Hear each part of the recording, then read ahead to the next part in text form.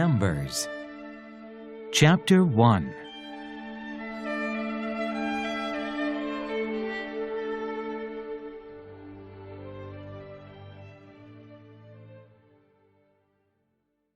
The census. The Lord spoke to Moses in the tent of meeting in the desert of Sinai on the first day of the second month of the second year after the Israelites came out of Egypt. He said, "Take a census of the whole Israelite community by their clans and families, listing every man by name, one by one. You and Aaron are to number by their divisions all the men in Israel, 20 years old or more, who are able to serve in the army. One man from each tribe, each the head of his family, is to help you. These are the names of the men who are to assist you. From Reuben, Eleazar, son of Shadur. From Simeon, Shalumiel, son of Jeshuradi. From Judah, Nahashon, son of Aminadab. From Issachar, Nathaniel, son of Zuar. From Zebulun, Eliab, son of Helon. From the sons of Joseph, from Ephraim, Elishama, son of Ammihud. From Manasseh, Gamaliel, son of Pedasur. From Benjamin, Abiadan, son of Gideoni. From Dan, Ahiezer, son of Ammishaddai. From Asher, Pagiel, son of Ochran. From Gad, Elizaph, son of Duel. From Naphtali, Ahira, son of Enan. These were the men appointed from the community, the leaders of their ancestral tribes. They were the heads of the clans of Israel. Moses and Aaron took these men whose names had been given, and they called the whole community together on the first day of the second month. The people indicated their ancestry by their clans and families, and the men 20 years old or more were listed by name, one by one, as the Lord commanded Moses, and so he counted them in the desert of Sinai. From the descendants of Reuben, the firstborn son of Israel, all the men 20 years old or more who were able to serve in the army were listed by name, one by one according to the records of their clans and families. The number from the tribe of Reuben was 46,500. From the descendants of Simeon, all the men 20 years old or more who were able to serve in the army were counted and listed by name, one by one, according to the records of their clans and families. The number from the tribe of Simeon was 59,300. From the descendants of Gad, all the men 20 years old or more who were able to serve in the army were listed by name, according to the records of their clans and families. The number from the tribe of Gad was 45,650. From the descendants of Judah, all the men 20 years old or more who were able to serve in the army were listed by name, according to the records of their clans and families. The number from the tribe of Judah was 74,600. From the descendants of Issachar, all the men 20 years old or more who were able to serve in the army were listed by name according to the records of their clans and families. The number from the tribe of Issachar was 54,400. From the descendants of Zebulun, all the men 20 years old or more who were able to serve in the army were listed by name according to the records of their clans and families. The number from the tribe of Zebulun was 57,400. From the sons of Joseph, from the descendants of Ephraim, all the men 20 years old or more who were able to serve in the army were listed by name according to the records of their clans and families. The number from the tribe of Ephraim was 40,500. From the descendants of Manasseh, all the men 20 years old or more who were able to serve in the army were listed by name according to the records of their clans and families. The number from the tribe of Manasseh was 32,200. From the descendants of Benjamin, all the men 20 years old or more who were able to serve in the army were listed by name according to the records of their clans and families. The number from the tribe of Benjamin was 35,400. From the descendants of Dan, all the men 20 years old or more who were able to serve in the army were listed by name according to the records of their clans and families. The number from the tribe of Dan was 62,700. From the descendants of Asher, all the men 20 years old or more who were able to serve in the army were listed by name according to the records of their clans and families. The number from the tribe of Asher was 41,500. From the descendants of Naphtali, All the men 20 years old or more who were able to serve in the army were listed by name according to the records of their clans and families. The number from the tribe of Naphtali was 53,400. These were the men counted by Moses and Aaron and the 12 leaders of Israel, each one representing his family. All the Israelites 20 years old or more who were able to serve in Israel's army were counted according to their families. The total number was 603,550. The families of the tribe of Levi, however, were not counted along with the others. The Lord had said to Moses, "You must not count the tribe of Levi, or include them in the census of the other Israelites. Instead, appoint the Levites to be in charge of the tabernacle of the testimony. Over all its furnishings and everything belonging to it, they are to carry the tabernacle and all its furnishings. They are to take care of it and encamp around it.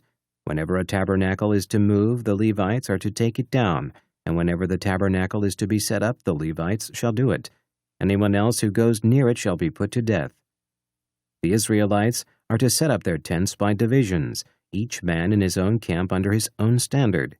The Levites, however, are to set up their tents around the tabernacle of the testimony, so that the wrath will not fall on the Israelite community. The Levites are to be responsible for the care of the tabernacle of the testimony. The Israelites did all this just as the Lord commanded Moses.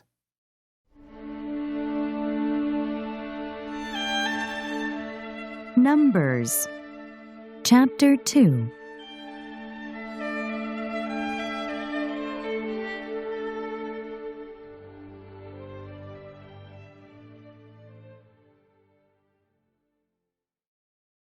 The arrangement of the tribal camps. The Lord said to Moses and Aaron, "The Israelites are to camp around the tent of meeting some distance from it, each man under his standard with the banners of his family. On the east, toward the sunrise, the divisions of the camp of Judah are to encamp under their standard. The leader of the people of Judah is Nahshon, son of Amminadab. His division numbers 74,600. The tribe of Issachar will camp next to them. The leader of the people of Issachar is Nethanel, son of Zuar. His division numbers 54,400. The tribe of Zebulun will be next. The leader of the people of Zebulun is Eliab, son of Helon. His division numbers 57,400. All the men assigned to the camp of Judah, according to their divisions, number 186,400. They will set out first. On the south will be the divisions of the camp of Reuben under their standard. The leader of the people of Reuben is Elizur, son of Shadur. His division numbers 46,500. The tribe of Simeon will camp next to them. The leader of the people of Simeon is Shalumiel, son of Zurishaddai. His division numbers 59,300. The tribe of Gad will be next. The leader of the people of Gad is Eliasaph, son of Duel. His division numbers 45,650. All the men assigned to the camp of Reuben, according to their divisions, number 151,450. They will set out second. Then the tent of meeting and the camp of the Levites will set out in the middle of the camps. They will set out in the same order as they encamp, each in his own place under his standard. On the west will be the divisions of the camp of Ephraim under their standard. The leader of the people of Ephraim is Elishama, son of Ammihud. His division numbers 40,500. The tribe of Manasseh will be next to them. The leader of the people of Manasseh is Gamaliel, son of Pedazur. His division numbers 32,200. The tribe of Benjamin will be next. The leader of the people of Benjamin is Abidan, son of Gideoni. His division numbers 35,400. All the men assigned to the camp of Ephraim, according to their divisions, number 108,100. They will set out third. On the north will be the divisions of the camp of Dan, under their standard. The leader of the people of Dan is Ahiezer, son of Ammishaddai. His division numbers 62,700. The tribe of Asher will camp next to them. The leader of the people of Asher is Pagiel, son of Ochran. His division numbers 41,500. The tribe of Naphtali will be next. The leader of the people of Naphtali is Ahira, son of Enan. His division numbers 53,400. All the men assigned to the camp of Dan number 157,600. They will set out last under their standards. These are the Israelites, counted according to their families. All those in the camps by their divisions number 603,550. The Levites, however, were not counted along with the other Israelites, as the Lord commanded Moses. So the Israelites did everything the Lord commanded Moses. That is the way they encamped under their standards, and that is the way they set out, each with his clan and family.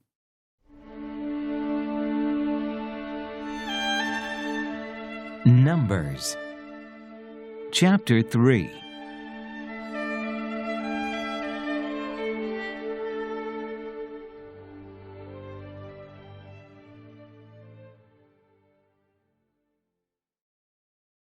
The Levites. This is the account of the family of Aaron and Moses at the time the Lord talked with Moses on Mount Sinai. The names of the sons of Aaron were Nadab the firstborn, and Abihu, Eleazar, and Ithamar. Those were the names of Aaron's sons, the anointed priests, who were ordained to serve as priests. Nadab and Abihu, however, fell dead before the Lord when they made an offering with unauthorized fire before him in the desert of Sinai. They had no sons, so only Eleazar and Ithamar served as priests during the lifetime of their father Aaron.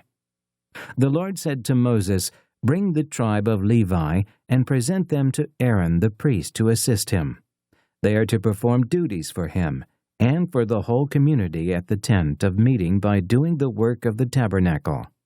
They are to take care of all the furnishings of the tent of meeting, fulfilling the obligations of the Israelites by doing the work of the tabernacle. Give the Levites to Aaron and his sons. They are the Israelites who are to be given wholly to him. Appoint Aaron and his sons to serve as priests. Anyone else who approaches the sanctuary must be put to death." The Lord also said to Moses, "I have taken the Levites from among the Israelites in place of the first male offspring of every Israelite woman. The Levites are mine, for all the firstborn are mine. When I struck down all the firstborn in Egypt, I set apart for myself every firstborn in Israel, whether man or animal. They are to be mine. I am the Lord." The Lord said to Moses in the desert of Sinai, "Count the Levites by their families and clans. Count every male a month old or more." So Moses counted them as he was commanded by the word of the Lord. These were the names of the sons of Levi: Gershon, Kohath, and Merari. These were the names of the Gershonite clans: Libni and Shimei. The Kohathite clans: Amram, Izhar, Hebron, and Uziel. The Merarite clans: Mahali and Mushi. These were the Levite clans according to their families. To Gershon belonged the clans of the Libnites and Shimeites. These were the Gershonite clans. The number of all the males a month old or more who were counted was 7,500. The Gershonite clans were to camp on the west behind the tabernacle. The leader of the families of the Gershonites was Eliasaph, son of Lael. At the tent of meeting, the Gershonites were responsible for the care of the tabernacle and tent, its coverings, the curtain at the entrance to the tent of meeting, the curtains of the courtyard, the curtains at the entrance to the courtyard surrounding the tabernacle and altar, and the ropes, and everything related to their use. To Kohath belonged the clans of the Amramites, Izharites, Hebronites, and Uzzielites. These were the Kohathite clans. The number of all the males a month old or more was 8,600. the Kohathites were responsible for the care of the sanctuary. The Kohathite clans were to camp on the south side of the tabernacle. The leader of the families of the Kohathite clans was Elizaphan, son of Uziel. They were responsible for the care of the ark, the table, the lampstand, the altars, the articles of the sanctuary used in ministering the curtain, and everything related to their use. The chief leader of the Levites was Eleazar, son of Aaron, the priest. He was appointed over those who were responsible for the care of the sanctuary. To Merari belonged the clans of the Mahalites and the Mushites. These were the Maharite clans. The number of all the males a month old or more who were counted was 6,200. The leader of the families of the Merarite clans was Zuriel, son of Abihail. They were to camp on the north side of the tabernacle. The Merarites were appointed to take care of the frames of the tabernacle, its crossbars, posts, bases, all its equipment, and everything related to their use, as well as the posts of the surrounding courtyard with their bases, tent pegs, and ropes. Moses and Aaron and his sons were to camp to the east of the tabernacle toward the sunrise in front of the tent of meeting. They were responsible for the care of the sanctuary on behalf of the Israelites. Anyone else who approached the sanctuary was to be put to death. The total number of Levites counted at the Lord's command by Moses and Aaron, according to their clans, including every male a month old or more, was 22,000. The Lord said to Moses, "Count all the firstborn Israelite males who are a month old or more, and make a list of their names. Take the Levites for me in place of all the firstborn of the Israelites, and the livestock of the Levites in place of all the firstborn of the livestock of the Israelites. I am the Lord." So Moses counted all the firstborn of the Israelites as the Lord commanded him. The total number of firstborn males, a month old or more, listed by name, was 22,273. The Lord also said to Moses, "Take the Levites in place of all the firstborn of Israel, and the livestock of the Levites in place of their livestock. The Levites are to be mine. I am the Lord. To redeem the 273 firstborn Israelites who exceed the number of the Levites, collect 5 shekels for each one according to the sanctuary shekel, which weighs 20 gerahs. Give the money for the redemption of the additional Israelites to Aaron and his sons." So Moses collected the redemption money from those who exceeded the number redeemed by the Levites. From the firstborn of the Israelites he collected silver, weighing 1,365 shekels, according to the sanctuary shekel. Moses gave the redemption money to Aaron and his sons as he was commanded by the word of the Lord.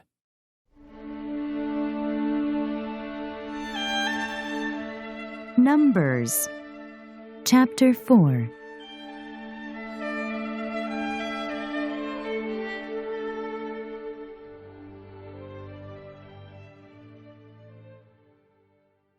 The Kohathites.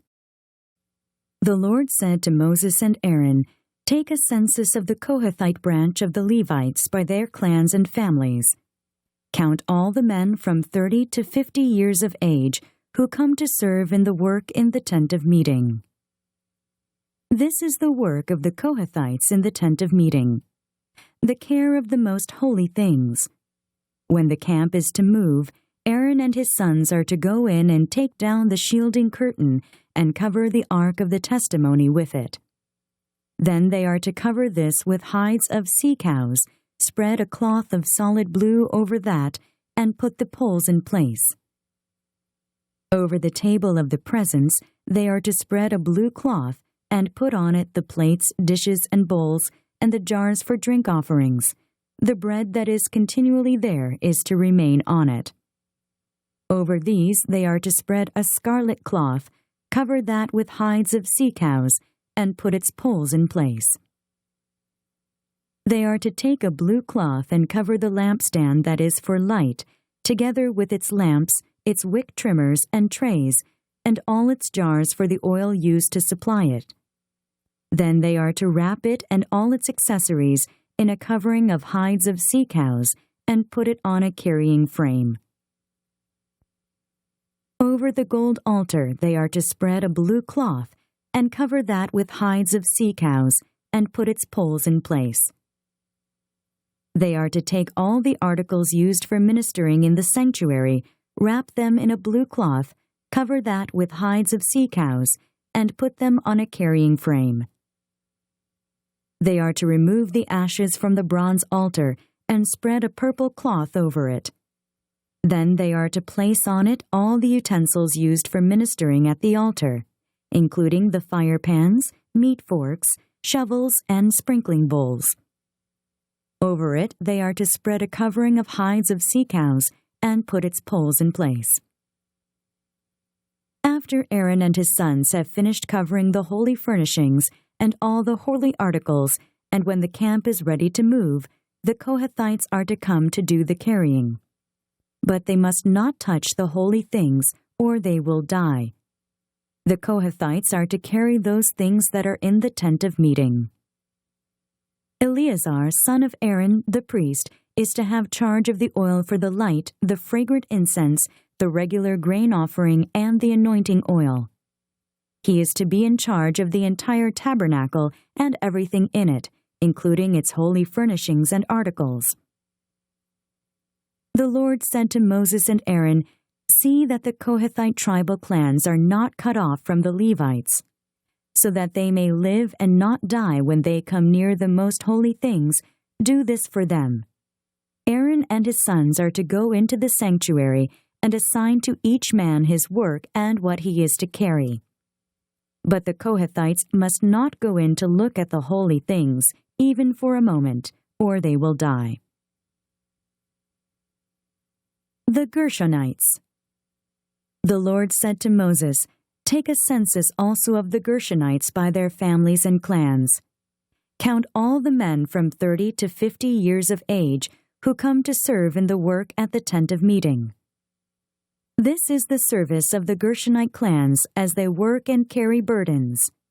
They are to carry the curtains of the tabernacle, the tent of meeting, its covering and the outer covering of hides of sea cows, the curtains for the entrance to the tent of meeting, the curtains of the courtyard surrounding the tabernacle and altar, the curtain for the entrance, the ropes, and all the equipment used in its service. The Gershonites are to do all that needs to be done with these things. All their service, whether carrying or doing other work, is to be done under the direction of Aaron and his sons. You shall assign to them as their responsibility all they are to carry. This is the service of the Gershonite clans at the tent of meeting. Their duties are to be under the direction of Ithamar, son of Aaron, the priest. The Merarites. Count the Merarites by their clans and families. Count all the men from 30 to 50 years of age who come to serve in the work at the tent of meeting. This is their duty as they perform service at the tent of meeting: to carry the frames of the tabernacle, its crossbars, posts, and bases, as well as the posts of the surrounding courtyard with their bases, tent pegs, ropes, all their equipment, and everything related to their use. Assign to each man the specific things he is to carry. This is the service of the Merarite clans as they work at the tent of meeting under the direction of Ithamar, son of Aaron, the priest. The numbering of the Levite clans. Moses, Aaron, and the leaders of the community counted the Kohathites by their clans and families. All the men from 30 to 50 years of age who came to serve in the work in the tent of meeting, counted by clans, were 2,750. This was the total of all those in the Kohathite clans who served in the tent of meeting. Moses and Aaron counted them according to the Lord's command through Moses. The Gershonites were counted by their clans and families. All the men from 30 to 50 years of age who came to serve in the work at the tent of meeting, counted by their clans and families, were 2,630. This was the total of those in the Gershonite clans who served at the tent of meeting. Moses and Aaron counted them according to the Lord's command. The Merarites were counted by their clans and families. All the men from 30 to 50 years of age who came to serve in the work at the tent of meeting, counted by their clans, were 3,200. This was the total of those in the Merarite clans. Moses and Aaron counted them according to the Lord's command through Moses. So Moses, Aaron, and the leaders of Israel counted all the Levites by their clans and families. All the men from 30 to 50 years of age who came to do the work of serving and carrying the tent of meeting numbered 8,580. At the Lord's command through Moses, each was assigned his work and told what to carry. Thus they were counted, as the Lord commanded Moses.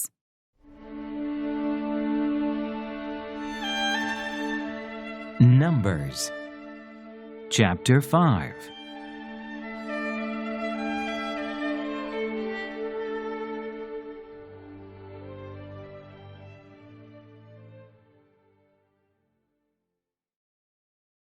The purity of the camp.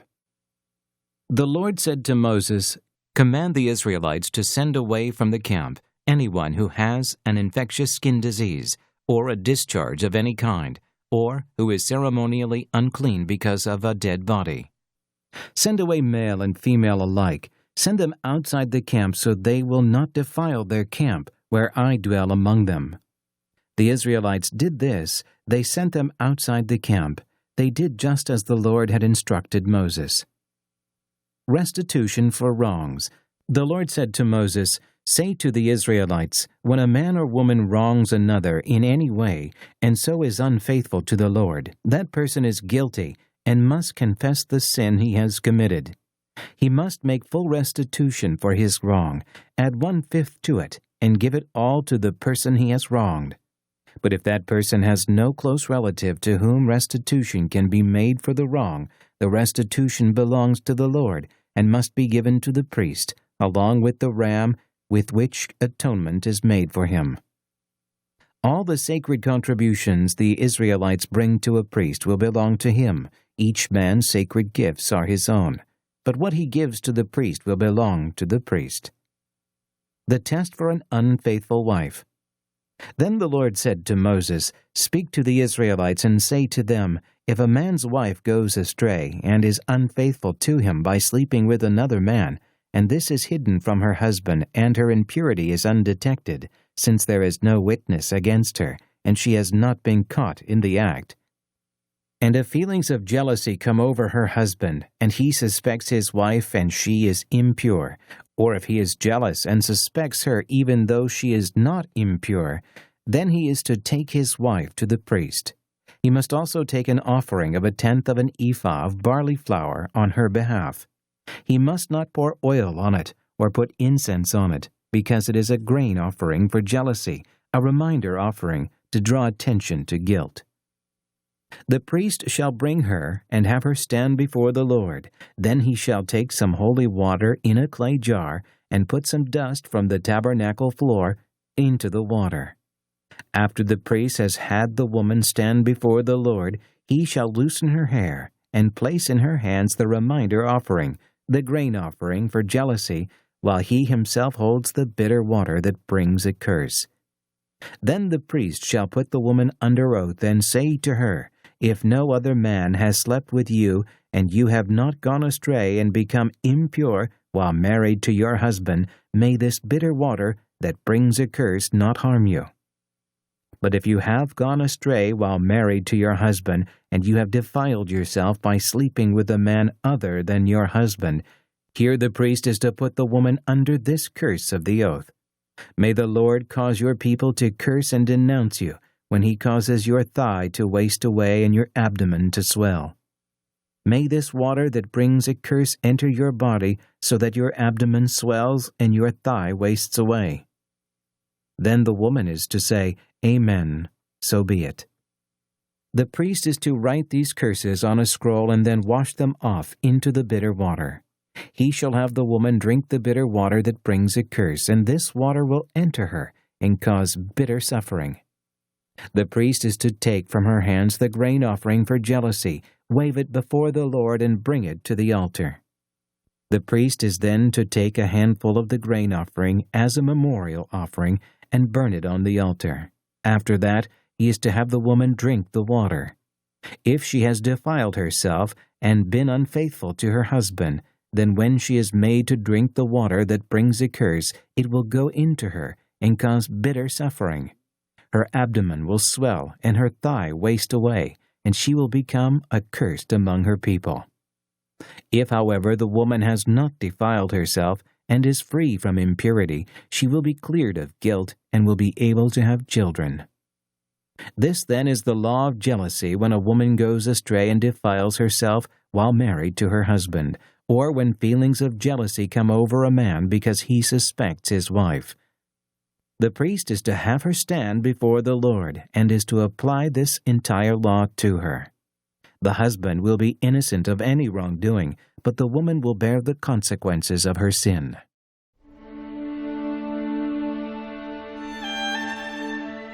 Numbers Chapter 6.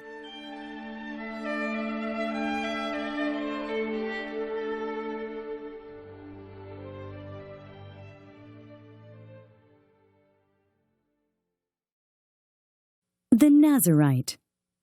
The Lord said to Moses, "Speak to the Israelites and say to them, if a man or woman wants to make a special vow, a vow of separation to the Lord as a Nazirite, he must abstain from wine and other fermented drink, and must not drink vinegar made from wine or from other fermented drink. He must not drink grape juice or eat grapes or raisins. As long as he is a Nazirite, he must not eat anything that comes from the grapevine, not even the seeds or skins. During the entire period of his vow of separation, no razor may be used on his head. He must be holy until the period of his separation to the Lord is over. He must let the hair of his head grow long. Throughout the period of his separation to the Lord, he must not go near a dead body. Even if his own father or mother or brother or sister dies, he must not make himself ceremonially unclean on account of them, because the symbol of his separation to God is on his head. Throughout the period of his separation, he is consecrated to the Lord. If someone dies suddenly in his presence, thus defiling the hair he has dedicated, he must shave his head on the day of his cleansing, the 7th day. Then on the 8th day, he must bring 2 doves or 2 young pigeons to the priest at the entrance to the tent of meeting. The priest is to offer one as a sin offering and the other as a burnt offering to make atonement for him because he sinned by being in the presence of the dead body. That same day he is to consecrate his head. He must dedicate himself to the Lord for the period of his separation and must bring a year-old male lamb as a guilt offering. The previous days do not count because he became defiled during his separation. Now this is the law for the Nazirite when the period of his separation is over. He is to be brought to the entrance to the tent of meeting. There he is to present his offerings to the Lord, a year-old male lamb without defect for a burnt offering, a year-old ewe lamb without defect for a sin offering, a ram without defect for a fellowship offering, together with their grain offerings and drink offerings, and a basket of bread made without yeast, cakes made of fine flour mixed with oil, and wafers spread with oil. The priest is to present them before the Lord and make the sin offering and the burnt offering. He is to present the basket of unleavened bread and is to sacrifice the ram as a fellowship offering to the Lord, together with its grain offering and drink offering. Then, at the entrance to the tent of meeting, the Nazirite must shave off the hair that he dedicated. He is to take the hair and put it in the fire that is under the sacrifice of the fellowship offering. After the Nazirite has shaved off the hair of his dedication, the priest is to place in his hands a boiled shoulder of the ram and a cake and a wafer from the basket, both made without yeast. The priest shall then wave them before the Lord as a wave offering. They are holy and belong to the priest, together with the breast that was waved and the thigh that was presented.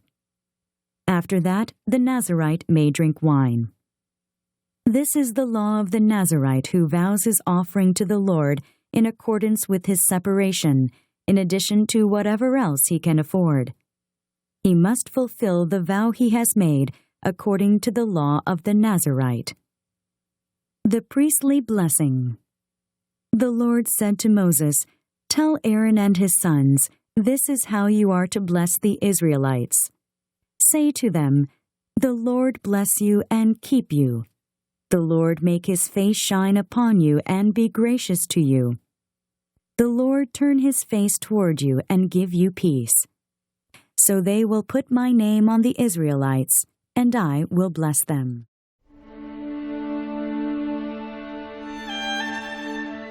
Numbers Chapter 7.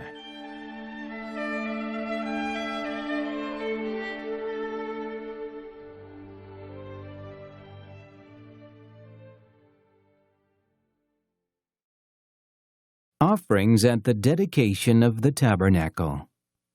When Moses finished setting up the tabernacle, he anointed it and consecrated it and all its furnishings. He also anointed and consecrated the altar and all its utensils. Then the leaders of Israel, the heads of families who were the tribal leaders in charge of those who were counted, made offerings. They brought as their gifts before the Lord 6 covered carts and 12 oxen, an ox from each leader and a cart from every 2. These they presented before the tabernacle. The Lord said to Moses, "Accept these from them, that they may be used in the work at the tent of meeting. Give them to the Levites as each man's work requires." So Moses took the carts and oxen and gave them to the Levites. He gave 2 carts and 4 oxen to the Gershonites, as their work required, and he gave 4 carts and 8 oxen to the Merarites, as their work required. They were all under the direction of Ithamar, son of Aaron, the priest. But Moses did not give any to the Kohathites, because they were to carry on their shoulders the holy things for which they were responsible. When the altar was anointed, the leaders brought their offerings for its dedication and presented them before the altar. For the Lord had said to Moses, "Each day one leader is to bring his offering for the dedication of the altar." The one who brought his offering on the first day was Nahshon, son of Amminadab, of the tribe of Judah. His offering was 1 silver plate weighing 130 shekels, and 1 silver sprinkling bowl weighing 70 shekels, both according to the sanctuary shekel, each filled with fine flour, mixed with oil as a grain offering. 1 gold dish weighing 10 shekels, filled with incense, 1 young bull, 1 ram, and 1 male lamb a year old for a burnt offering, 1 male goat for a sin offering, and 2 oxen, 5 rams, 5 male goats, and 5 male lambs a year old to be sacrificed as a fellowship offering. This was the offering of Nahshon, son of Amminadab. On the second day, Nethanel, son of Zuar, the leader of Issachar, brought his offering. The offering he brought was 1 silver plate weighing 130 shekels and 1 silver sprinkling bowl weighing 70 shekels, both according to the sanctuary shekel, each filled with fine flour mixed with oil as a grain offering. 1 gold dish weighing 10 shekels, filled with incense, 1 young bull, 1 ram, and 1 male lamb a year old for a burnt offering, 1 male goat for a sin offering, and 2 oxen, 5 rams, 5 male goats, and 5 male lambs a year old to be sacrificed as a fellowship offering. This was the offering of Nethanel, son of Zuar. On the third day, Eliab, son of Helon, the leader of the people of Zebulun, brought his offering. His offering was 1 silver plate weighing 130 shekels and 1 silver sprinkling bowl weighing 70 shekels, both according to the sanctuary shekel, each filled with fine flour mixed with oil as a grain offering, 1 gold dish weighing 10 shekels filled with incense, 1 young bull, 1 ram, and 1 male lamb a year old for a burnt offering, 1 male goat for a sin offering, and 2 oxen, 5 rams, 5 male goats and 5 male lambs a year old, to be sacrificed as a fellowship offering. This was the offering of Eliab son of Helon. On the 4th day, Eliezer son of Shedeur, the leader of the people of Reuben, brought his offering. His offering was 1 silver plate weighing 130 shekels and 1 silver sprinkling bowl weighing 70 shekels, both according to the sanctuary shekel, each filled with fine flour mixed with oil as a grain offering. 1 gold dish weighing 10 shekels filled with incense, 1 young bull, 1 ram, and 1 male lamb a year old for a burnt offering, 1 male goat for a sin offering, and 2 oxen, 5 rams, 5 male goats, and 5 male lambs a year old to be sacrificed as a fellowship offering. This was the offering of Eliezer, son of Shedeur. On the 5th day, Shelumiel, son of Zurishaddai, the leader of the people of Simeon, brought his offering. His offering was 1 silver plate weighing 130 shekels, and 1 silver sprinkling bowl weighing 70 shekels, both according to the sanctuary shekel, each filled with fine flour, mixed with oil as a grain offering. 1 gold dish weighing 10 shekels filled with incense, 1 young bull, 1 ram, and 1 male lamb a year old for a burnt offering, 1 male goat for a sin offering, and 2 oxen, 5 rams, 5 male goats, and 5 male lambs a year old to be sacrificed as a fellowship offering. This was the offering of Shelumiel, son of Zurishaddai. On the 6th day, Eliasaph, son of Deuel, the leader of the people of Gad, brought his offering. His offering was 1 silver plate weighing 130 shekels, and 1 silver sprinkling bowl weighing 70 shekels, both according to the sanctuary shekel, each filled with fine flour mixed with oil as a grain offering.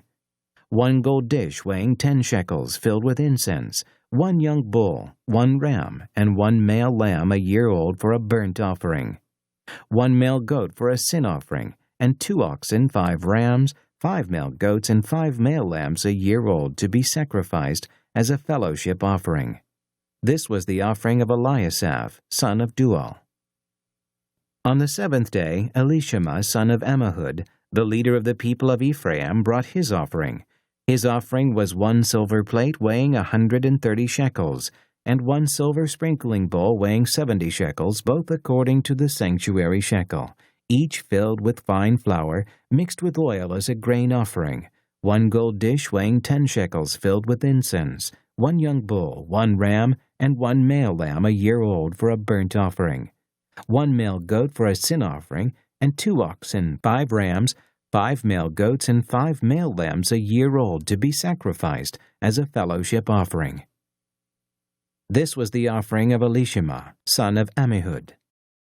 On the 8th day, Gamaliel, son of Pedahzur, the leader of the people of Manasseh, brought his offering. His offering was 1 silver plate weighing 130 shekels, and 1 silver sprinkling bowl weighing 70 shekels, both according to the sanctuary shekel, each filled with fine flour, mixed with oil as a grain offering, 1 gold dish weighing 10 shekels, filled with incense, 1 young bull, 1 ram, and 1 male lamb a year old for a burnt offering, 1 male goat for a sin offering, and 2 oxen, 5 rams, 5 male goats, and 5 male lambs a year old to be sacrificed as a fellowship offering. This was the offering of Gamaliel, son of Pedahzur. On the 9th day, Abidan, son of Gideoni, the leader of the people of Benjamin, brought his offering. His offering was 1 silver plate weighing 130 shekels, and 1 silver sprinkling bowl weighing 70 shekels, both according to the sanctuary shekel, each filled with fine flour mixed with oil as a grain offering, 1 gold dish weighing 10 shekels filled with incense, 1 young bull, 1 ram, and 1 male lamb a year old for a burnt offering, 1 male goat for a sin offering, and 2 oxen, 5 rams, 5 male goats, and 5 male lambs a year old to be sacrificed as a fellowship offering. This was the offering of Abidan, son of Gideoni. On the 10th day, Ahiezer, son of Ammishaddai, the leader of the people of Dan, brought his offering. His offering was 1 silver plate weighing 130 shekels, and 1 silver sprinkling bowl weighing 70 shekels, both according to the sanctuary shekel, each filled with fine flour mixed with oil as a grain offering. 1 gold dish weighing 10 shekels filled with incense, 1 young bull, 1 ram, and 1 male lamb a year old for a burnt offering, 1 male goat for a sin offering, and 2 oxen, 5 rams, 5 male goats, and 5 male lambs a year old to be sacrificed as a fellowship offering. This was the offering of Ahiezer son of Ammishaddai. On the 11th day, Pagiel son of Ochran, the leader of the people of Asher, brought his offering. His offering was 1 silver plate weighing 130 shekels and 1 silver sprinkling bowl weighing 70 shekels, both according to the sanctuary shekel, each filled with fine flour mixed with oil as a grain offering. 1 gold dish weighing 10 shekels filled with incense, 1 young bull, 1 ram, and 1 male lamb a year old for a burnt offering. 1 male goat for a sin offering, and 2 oxen, 5 rams, 5 male goats, and 5 male lambs a year old to be sacrificed as a fellowship offering. This was the offering of Pagiel son of Ochran. On the 12th day, Ahira son of Enan, the leader of the people of Naphtali, brought his offering. His offering was 1 silver plate weighing 130 shekels, and 1 silver sprinkling bowl weighing 70 shekels, both according to the sanctuary shekel, each filled with fine flour, mixed with oil as a grain offering, 1 gold dish weighing 10 shekels, filled with incense, 1 young bull, 1 ram, and 1 male lamb a year old, for a burnt offering. 1 male goat for a sin offering, and 2 oxen, 5 rams, 5 male goats, and 5 male lambs a year old to be sacrificed as a fellowship offering. This was the offering of Ahira son of Enan. These were the offerings of the Israelite leaders for the dedication of the altar when it was anointed: 12 silver plates, 12 silver sprinkling bowls, and 12 gold dishes. Each silver plate weighed 130 shekels, and each sprinkling bowl 70 shekels. Altogether, the silver dishes weighed 2,400 shekels according to the sanctuary shekel. The 12 gold dishes filled with incense weighed 10 shekels each, according to the sanctuary shekel. Altogether, the gold dishes weighed 120 shekels. The total number of animals for the burnt offering came to 12 young bulls, 12 rams, and 12 male lambs a year old together with their grain offering. 12 male goats were used for the sin offering. The total number of animals for the sacrifice of the fellowship offering came to 24 oxen, 60 rams, 60 male goats, and 60 male lambs a year old. These were the offerings for the dedication of the altar after it was anointed. When Moses entered the tent of meeting to speak with the Lord, he heard the voice speaking to him from between the 2 cherubim above the atonement cover on the ark of the testimony, and he spoke with him.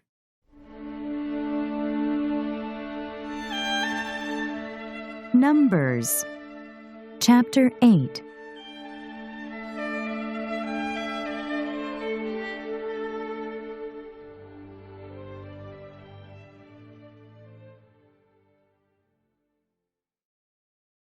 Setting up the lamps. The Lord said to Moses, "Speak to Aaron and say to him, when you set up the 7 lamps, they are to light the area in front of the lampstand." Aaron did so. He set up the lamps so that they faced forward on the lampstand, just as the Lord commanded Moses. This is how the lampstand was made.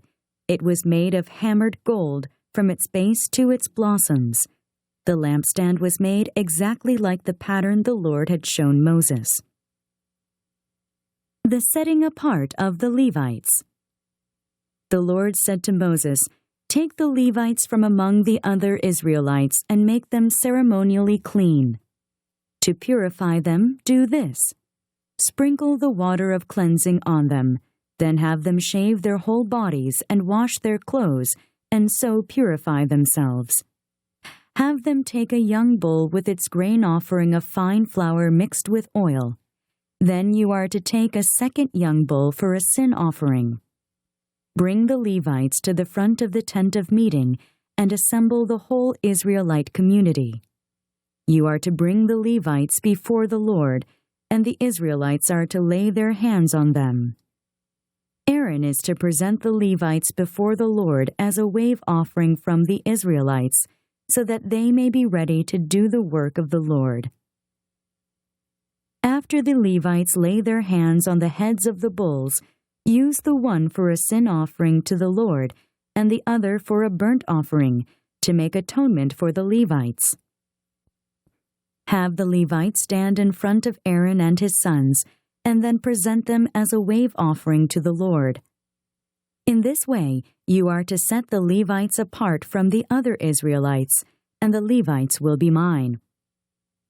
After you have purified the Levites and presented them as a wave offering, they are to come to do their work at the tent of meeting. They are the Israelites who are to be given wholly to me. I have taken them as my own in place of the firstborn, the first male offspring from every Israelite woman. Every firstborn male in Israel, whether man or animal, is mine. When I struck down all the firstborn in Egypt, I set them apart for myself. And I have taken the Levites in place of all the firstborn sons in Israel. Of all the Israelites, I have given the Levites as gifts to Aaron and his sons to do the work at the tent of meeting on behalf of the Israelites and to make atonement for them so that no plague will strike the Israelites when they go near the sanctuary. Moses, Aaron, and the whole Israelite community did with the Levites just as the Lord commanded Moses. The Levites purified themselves and washed their clothes. Then Aaron presented them as a wave offering before the Lord and made atonement for them to purify them. After that, the Levites came to do their work at the tent of meeting under the supervision of Aaron and his sons. They did with the Levites just as the Lord commanded Moses. The Lord said to Moses, "This applies to the Levites. Men 25 years old or more shall come to take part in the work at the tent of meeting, but at the age of 50 they must retire from their regular service and work no longer. They may assist their brothers in performing their duties at the tent of meeting, but they themselves must not do the work. This, then, is how you are to assign the responsibilities of the Levites."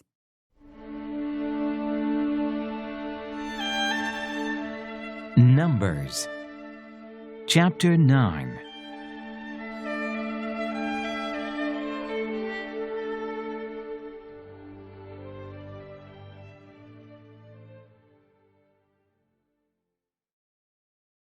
The Passover. The Lord spoke to Moses in the desert of Sinai, in the first month of the second year after they came out of Egypt. He said, "Have the Israelites celebrate the Passover at the appointed time. Celebrate it at the appointed time at twilight on the 14th day of this month, in accordance with all its rules and regulations." So Moses told the Israelites to celebrate the Passover, and they did so in the desert of Sinai at twilight on the 14th day of the first month. The Israelites did everything just as the Lord commanded Moses, but some of them could not celebrate the Passover on that day because they were ceremonially unclean on account of a dead body. So they came to Moses and Aaron that same day and said to Moses, "We have become unclean because of a dead body, but why should we be kept from presenting the Lord's offering with the other Israelites at the appointed time?"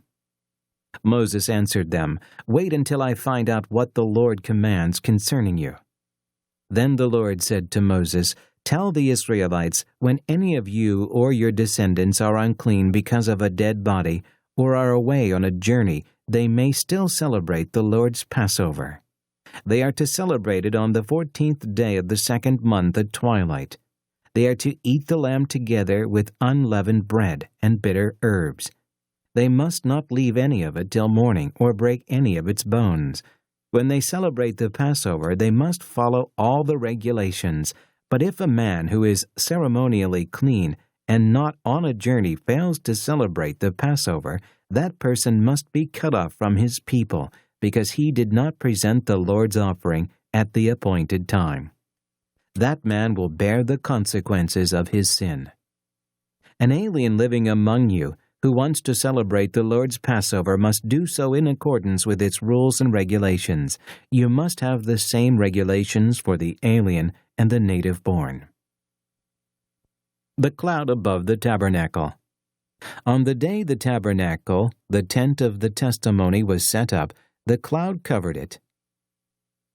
From evening till morning, the cloud above the tabernacle looked like fire.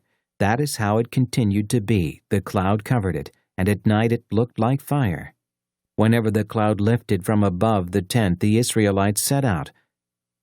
Wherever the cloud settled, the Israelites encamped. At the Lord's command, the Israelites set out, and at his command they encamped.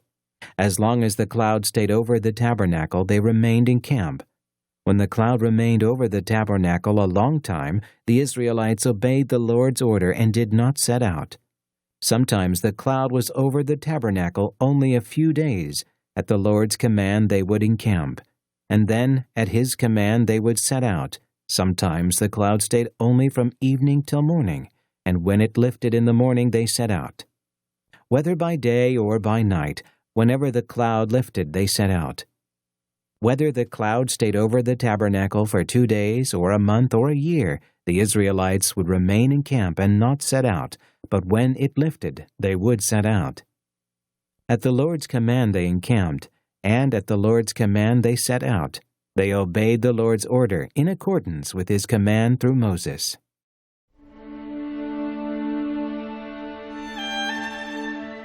Numbers, chapter 10.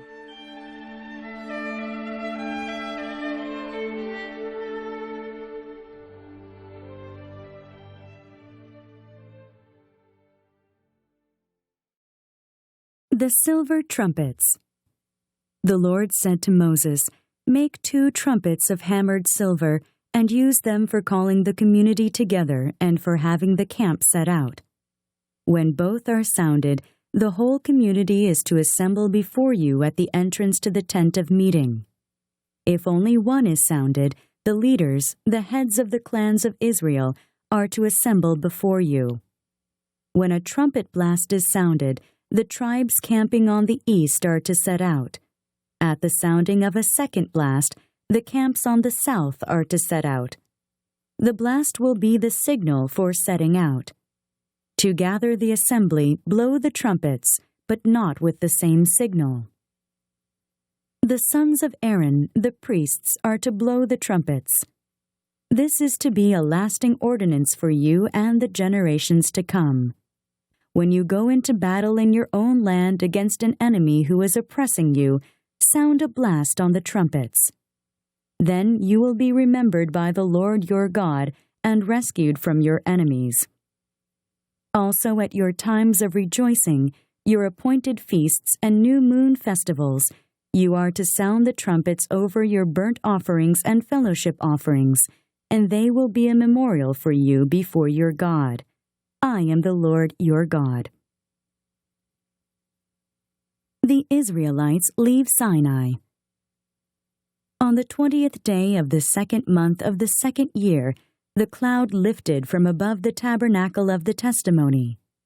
Then the Israelites set out from the desert of Sinai and traveled from place to place until the cloud came to rest in the desert of Paran. They set out, this first time, at the Lord's command through Moses.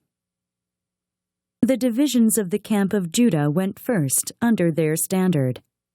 Nahshon, son of Amminadab, was in command. Nethanel, son of Zuar, was over the division of the tribe of Issachar, and Eliab, son of Helon, was over the division of the tribe of Zebulun. Then the tabernacle was taken down, and the Gershonites and Merarites who carried it set out. The divisions of the camp of Reuben went next, under their standard. Elizur, son of Shedeur, was in command.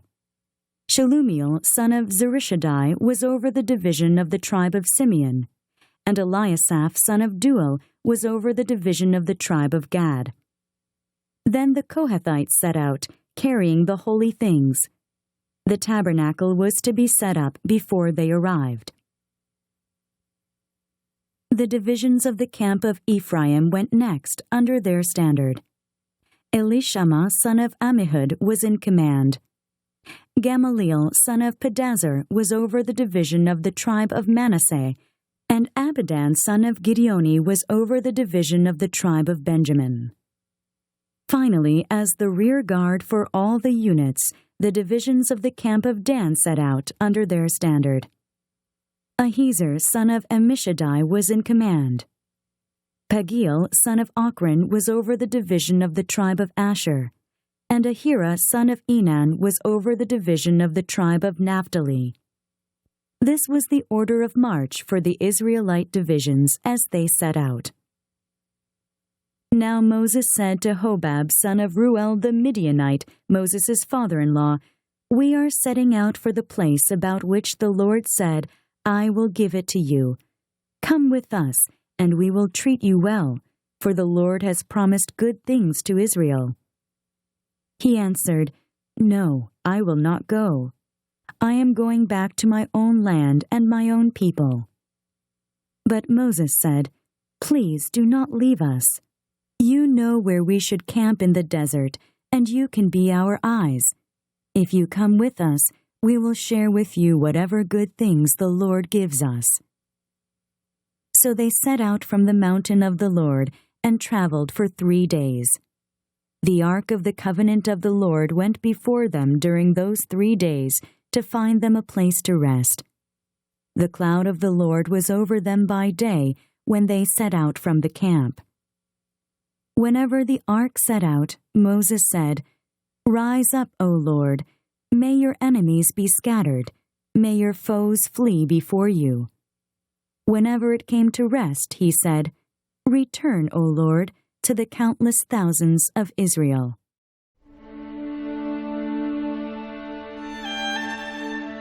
Numbers chapter 11.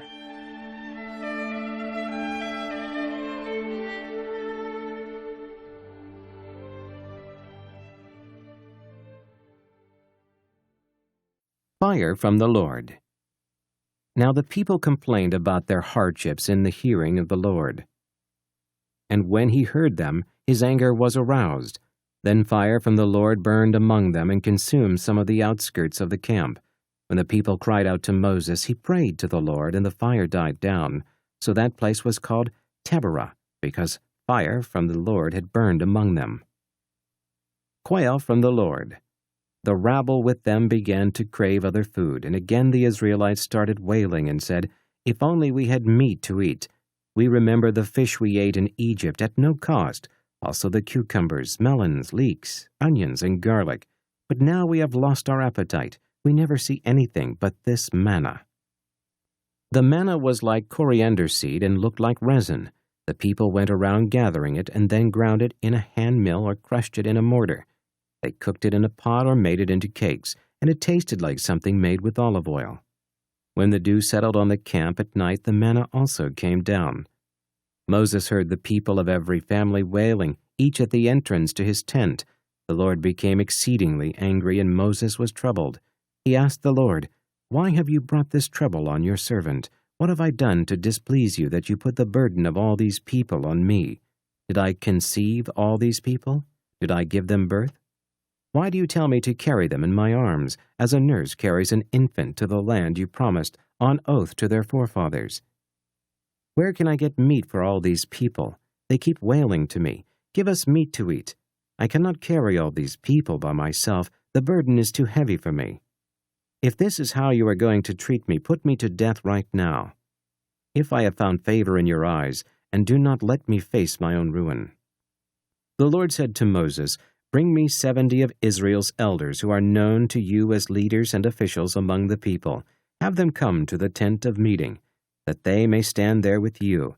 I will come down and speak with you there, and I will take care of the spirit that is on you and put the spirit on them.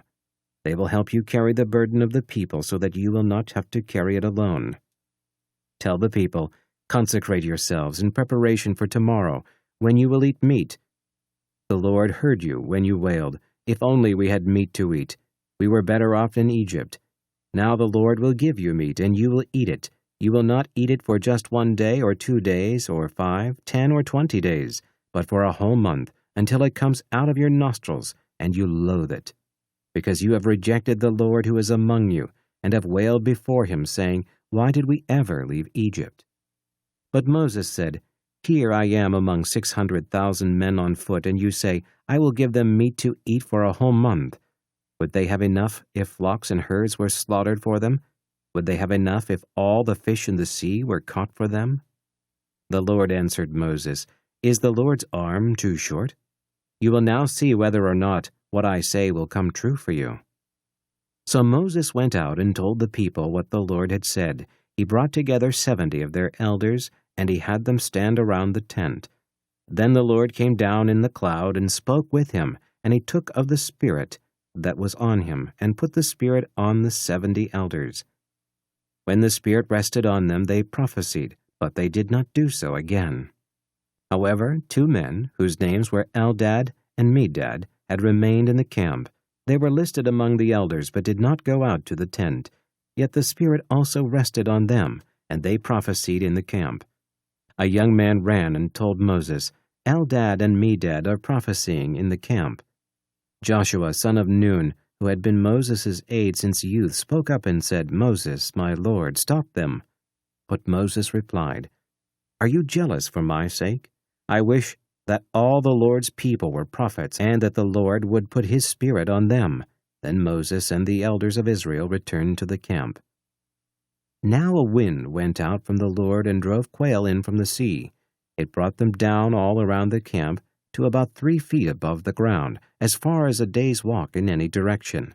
All that day and night, and all the next day, the people went out and gathered quail. No one gathered less than 10 homers.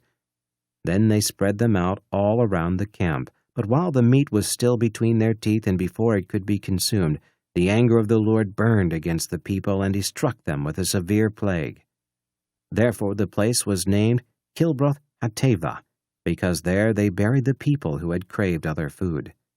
From Kibroth-Hattaavah the people traveled to Hazeroth and stayed there.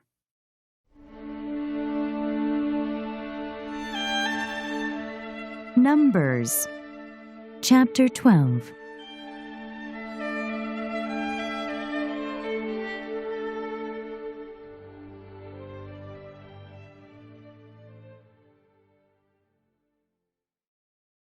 Miriam and Aaron oppose Moses.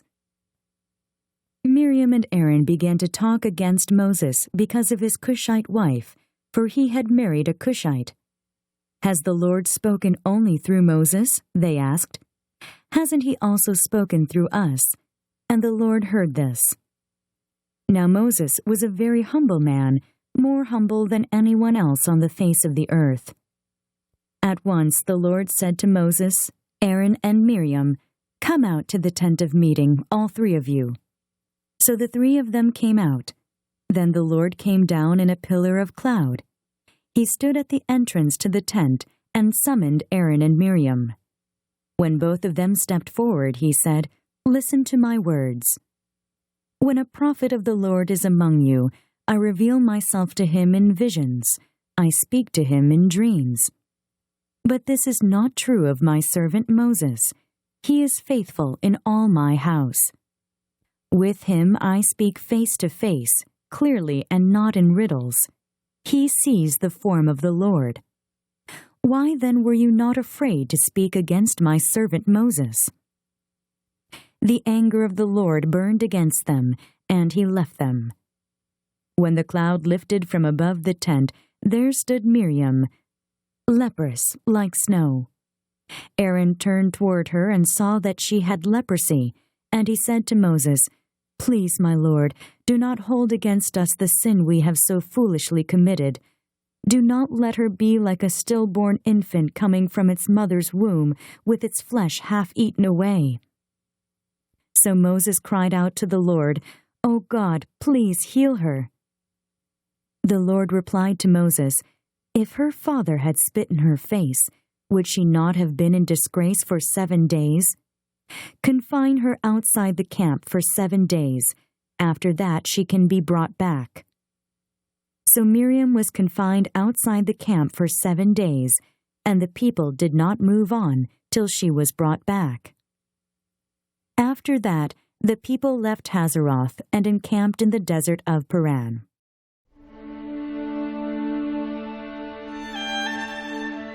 Numbers Chapter 13.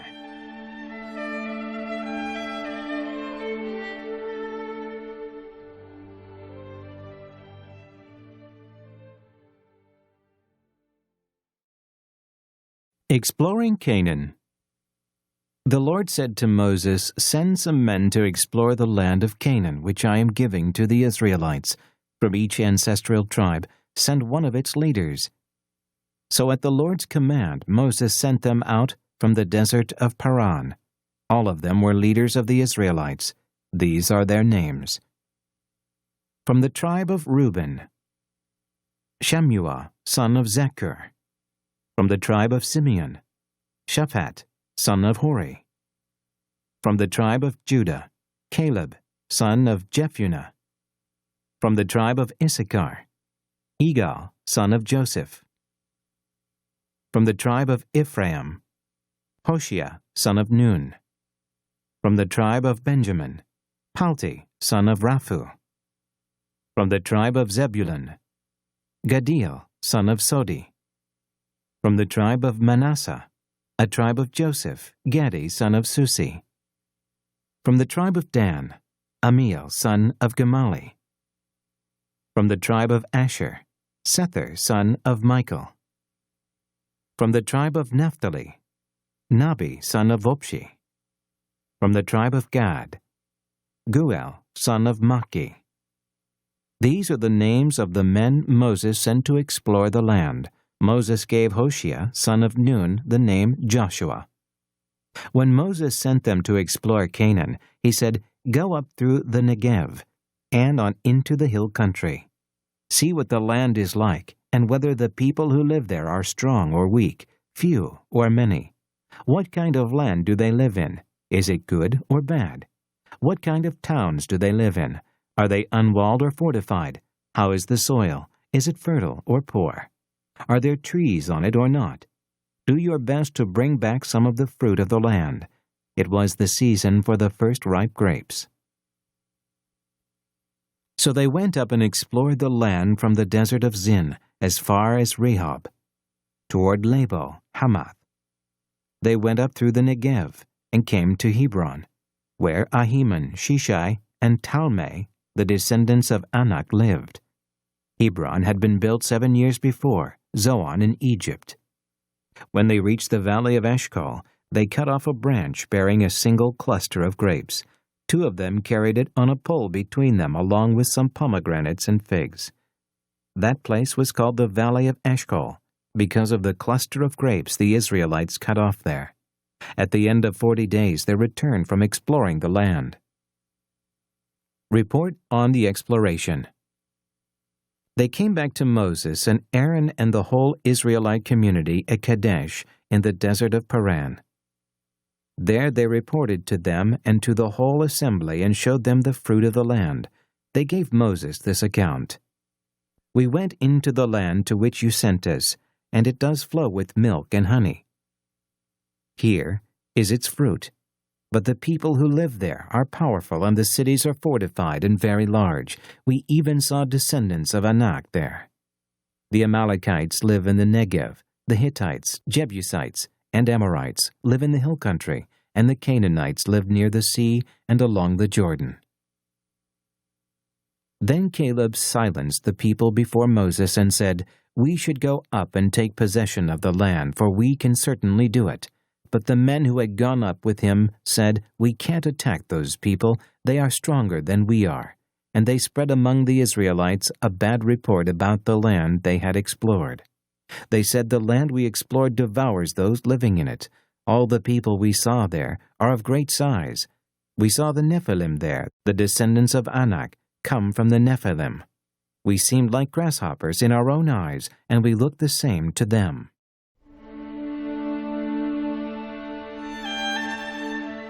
Numbers Chapter 14.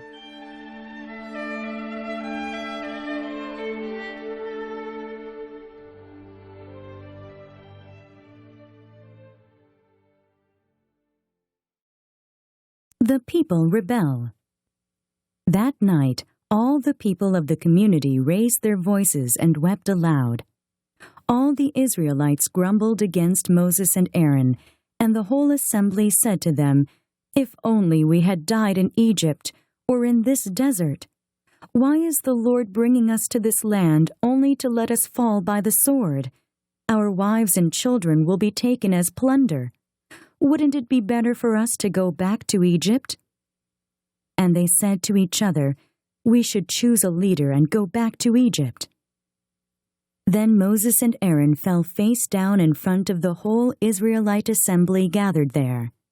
Joshua, son of Nun, and Caleb, son of Jephunneh, who were among those who had explored the land, tore their clothes and said to the entire Israelite assembly, "The land we passed through and explored is exceedingly good. If the Lord is pleased with us, He will lead us into that land, a land flowing with milk and honey, and will give it to us. Only do not rebel against the Lord, and do not be afraid of the people of the land, because we will swallow them up. Their protection is gone, but the Lord is with us. Do not be afraid of them." But the whole assembly talked about stoning them. Then the glory of the Lord appeared at the tent of meeting to all the Israelites. The Lord said to Moses, "How long will these people treat me with contempt? How long will they refuse to believe in me, in spite of all the miraculous signs I have performed among them? I will strike them down with a plague and destroy them, but I will make you into a nation greater and stronger than they." Moses said to the Lord, "Then the Egyptians will hear about it. By your power you brought these people up from among them, and they will tell the inhabitants of this land about it. They have already heard that you, O Lord, are with these people, and that you, O Lord, have been seen face to face, that your cloud stays over them, and that you go before them in a pillar of cloud by day and a pillar of fire by night. If you put these people to death all at one time, the nations who have heard this report about you will say, 'The Lord was not able to bring these people into the land He promised them on oath, so He slaughtered them in the desert.' Now may the Lord's strength be displayed, just as you have declared. The Lord is slow to anger, abounding in love, and forgiving sin and rebellion. Yet He does not leave the guilty unpunished. He punishes the children for the sin of the fathers to the third and fourth generation. In accordance with your great love, forgive the sin of these people, just as you have pardoned them from the time they left Egypt until now." The Lord replied, "I have forgiven them as you asked. Nevertheless, as surely as I live, and as surely as the glory of the Lord fills the whole earth, not one of the men who saw my glory and the miraculous signs I performed in Egypt and in the desert, but who disobeyed me and tested me 10 times, not one of them will ever see the land I promised on oath to their forefathers. No one who has treated me with contempt will ever see it. But because my servant Caleb has a different spirit and follows me wholeheartedly, I will bring him into the land he went to, and his descendants will inherit it. Since the Amalekites and Canaanites are living in the valleys, turn back tomorrow and set out toward the desert along the route to the Red Sea." The Lord said to Moses and Aaron, "How long will this wicked community grumble against me? I have heard the complaints of these grumbling Israelites. So tell them, 'As surely as I live, declares the Lord, I will do to you the very things I heard you say. In this desert your bodies will fall. Every one of you 20 years old or more who was counted in the census and who has grumbled against me. Not one of you will enter the land I swore with uplifted hand to make your home, except Caleb, son of Jephunneh, and Joshua, son of Nun. As for your children that you said would be taken as plunder, I will bring them in to enjoy the land you have rejected. But your bodies will fall in this desert.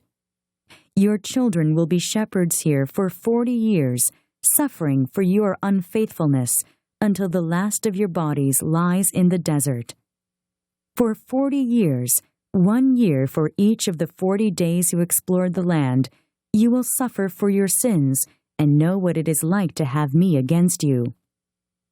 I, the Lord, have spoken, and I will surely do these things to this whole wicked community which has banded together against me. They will meet their end in this desert. Here they will die. So the men Moses had sent to explore the land, who returned and made the whole community grumble against him by spreading a bad report about it, these men responsible for spreading the bad report about the land were struck down and died of a plague before the Lord. Of the men who went to explore the land, only Joshua, son of Nun, and Caleb, son of Jephunneh, survived. When Moses reported this to all the Israelites, they mourned bitterly. Early the next morning, they went up toward the high hill country. "We have sinned," they said. "We will go up to the place the Lord promised." But Moses said, "Why are you disobeying the Lord's command? This will not succeed. Do not go up, because the Lord is not with you. You will be defeated by your enemies, for the Amalekites and Canaanites will face you there. Because you have turned away from the Lord, He will not be with you, and you will fall by the sword." Nevertheless, in their presumption, they went up toward the high hill country, though neither Moses nor the ark of the Lord's covenant moved from the camp. Then the Amalekites and Canaanites, who lived in that hill country, came down and attacked them, and beat them down all the way to Hormah.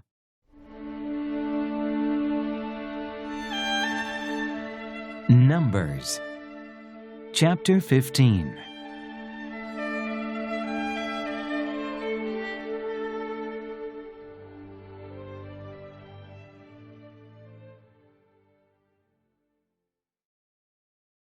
Supplementary offerings. The Lord said to Moses, "Speak to the Israelites and say to them, after you enter the land I am giving you as a home, and you present to the Lord offerings made by fire from the herd or the flock, as an aroma pleasing to the Lord, whether burnt offerings or sacrifices, for special vows or freewill offerings, or festival offerings, then the one who brings his offering shall present to the Lord a grain offering of 1/10 of an ephah, of fine flour mixed with 1/4 of a hin of oil. With each lamb for the burnt offering or the sacrifice, prepare 1/4 of a hin of wine as a drink offering. With the ram, prepare a grain offering of 2/10 of an ephah of fine flour mixed with 1/3 of a hin of oil, and 1/3 of a hin of wine as a drink offering. Offer it as an aroma pleasing to the Lord. When you prepare a young bull as a burnt offering or sacrifice for a special vow or a fellowship offering to the Lord, bring with the bull a grain offering of 3/10 of an ephah of fine flour mixed with 1/2 a hin of oil. Also bring 1/2 a hin of wine as a drink offering. It will be an offering made by fire, an aroma pleasing to the Lord. Each bull or ram, each lamb or young goat is to be prepared in this manner. Do this for each one, for as many as you prepare. Everyone who is native-born must do these things in this way when he brings an offering made by fire as an aroma pleasing to the Lord. For the generations to come, whenever an alien or anyone else living among you presents an offering made by fire as an aroma pleasing to the Lord, he must do exactly as you do. The community is to have the same rules for you and for the alien living among you. This is a lasting ordinance for the generations to come. You and the alien shall be the same before the Lord. The same laws and regulations will apply both to you and to the alien living among you. The Lord said to Moses, "Speak to the Israelites and say to them, when you enter the land to which I am taking you, and you eat the food of the land, present a portion as an offering to the Lord. present a cake from the first of your ground meal, and present it as an offering from the threshing floor. Throughout the generations to come you are to give this offering to the Lord from the first of your ground meal. Offerings for unintentional sins.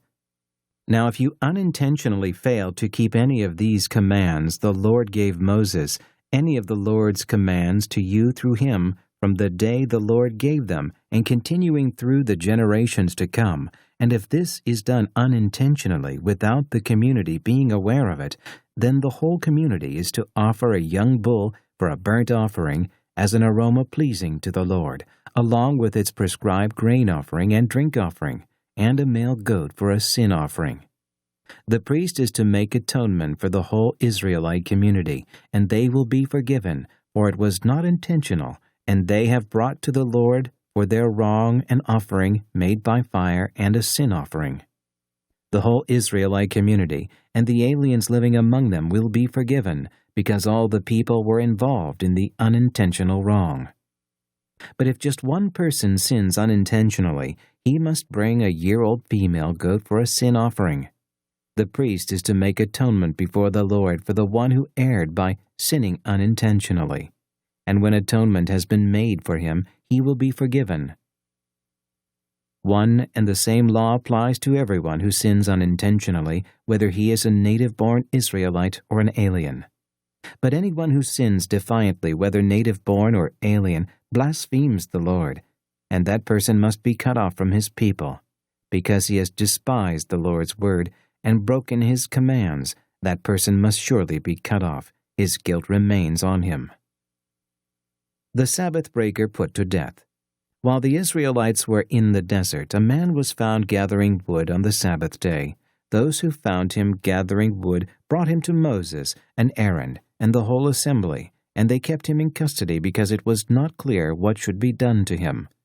Then the Lord said to Moses, "The man must die. The whole assembly must stone him outside the camp." So the assembly took him outside the camp and stoned him to death as the Lord commanded Moses.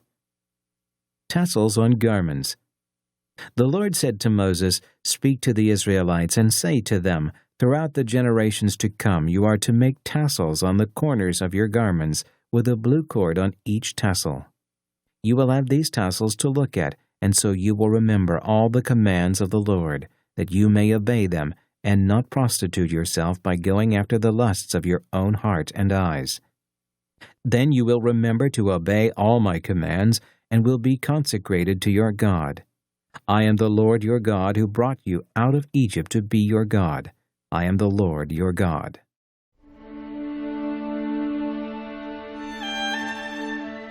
Numbers Chapter 16.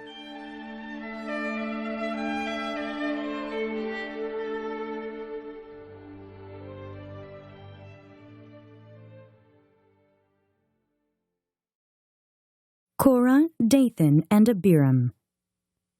Korah, son of Izhar, the son of Kohath, the son of Levi, and certain Reubenites, Dathan and Abiram, sons of Eliab, and On, son of Peleth, became insolent and rose up against Moses. With them were 250 Israelite men, well-known community leaders who had been appointed members of the council. They came as a group to oppose Moses and Aaron and said to them, "You have gone too far. The whole community is holy, every one of them, and the Lord is with them. Why then do you set yourselves above the Lord's assembly?" When Moses heard this, he fell face down. Then he said to Korah and all his followers, "In the morning the Lord will show who belongs to him and who is holy, and he will have that person come near him. The man he chooses he will cause to come near him. You, Korah, and all your followers are to do this. Take censers, and tomorrow put fire and incense in them before the Lord. The man the Lord chooses will be the one who is holy. You Levites have gone too far."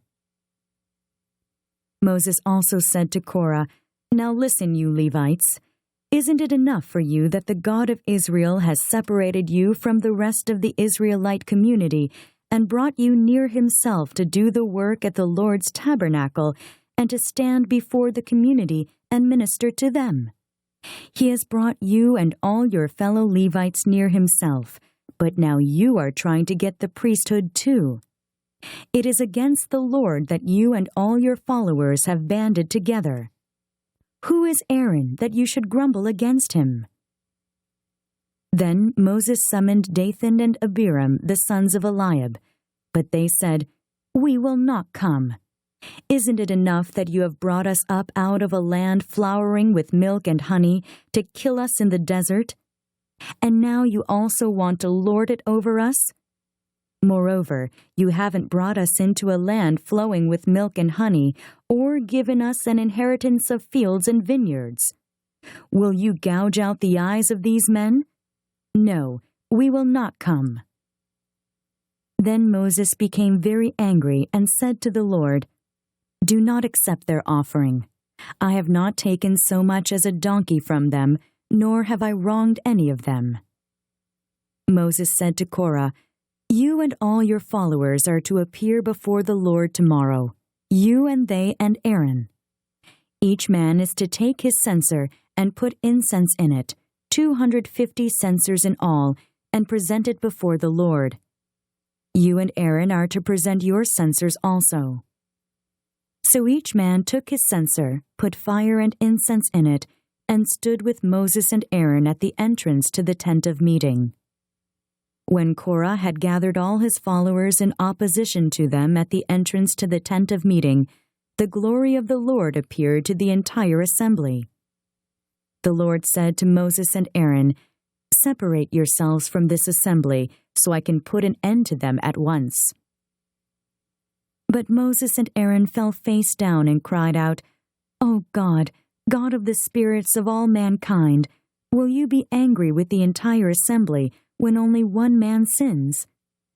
Then the Lord said to Moses, "Say to the assembly, move away from the tents of Korah, Dathan, and Abiram." Moses got up and went to Dathan and Abiram, and the elders of Israel followed him. He warned the assembly, "Move back from the tents of these wicked men.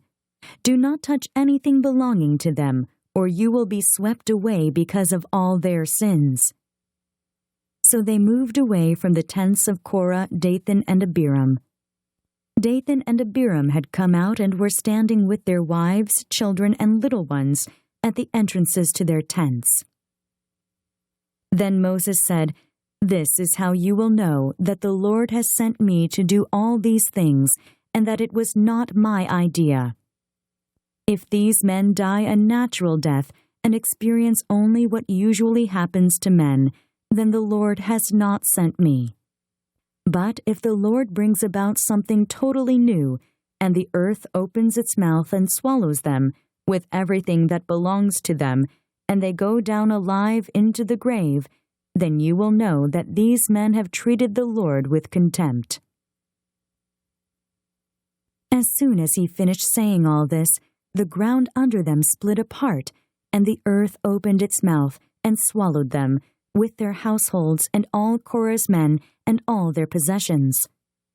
They went down alive into the grave, with everything they owned. The earth closed over them, and they perished and were gone from the community.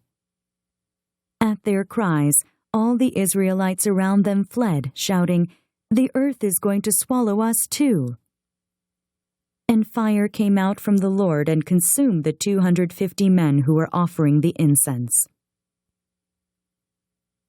The Lord said to Moses, "Tell Eleazar, son of Aaron, the priest, to take the censers out of the smoldering remains and scatter the coals some distance away, for the censers are holy, the censers of the men who sinned at the cost of their lives. Hammer the censers into sheets to overlay the altar, for they were presented before the Lord and have become holy. Let them be a sign to the Israelites." So Eleazar the priest collected the bronze censers brought by those who had been burned up, and he had them hammered out to overlay the altar, as the Lord directed him through Moses. This was to remind the Israelites that no one except a descendant of Aaron should come to burn incense before the Lord, or he would become like Korah and his followers. The next day, the whole Israelite community grumbled against Moses and Aaron. "You have killed the Lord's people," they said. But when the assembly gathered in opposition to Moses and Aaron and turned toward the tent of meeting, suddenly the cloud covered it, and the glory of the Lord appeared. Then Moses and Aaron went to the front of the tent of meeting, and the Lord said to Moses, "Get away from this assembly, so I can put an end to them at once." And they fell face down.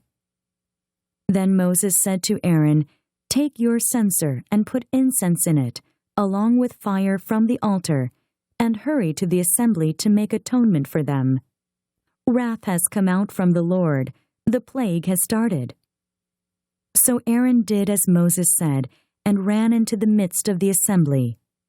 The plague had already started among the people, but Aaron offered the incense and made atonement for them. He stood between the living and the dead, and the plague stopped. But 14,700 people died from the plague, in addition to those who had died because of Korah. Then Aaron returned to Moses at the entrance to the tent of meeting, for the plague had stopped.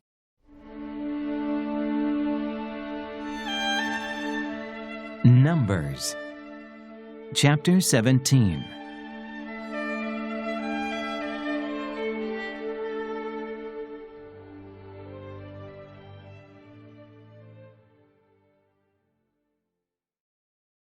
The budding of Aaron's staff.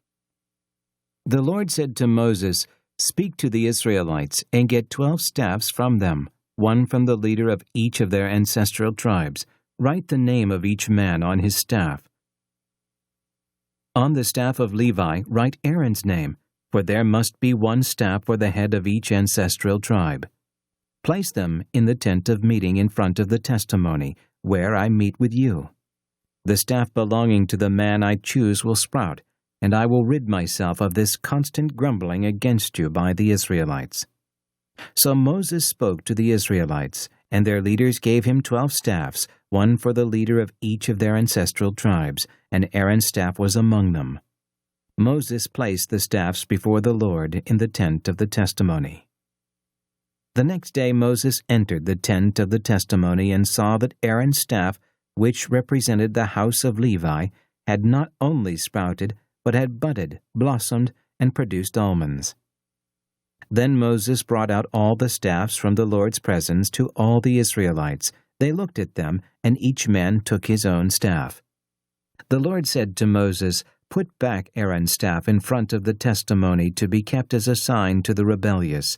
This will put an end to their grumbling against me, so that they will not die." Moses did just as the Lord commanded him. The Israelites said to Moses, "We will die. We are lost. We are all lost. Anyone who even comes near the tabernacle of the Lord will die. Are we all going to die?"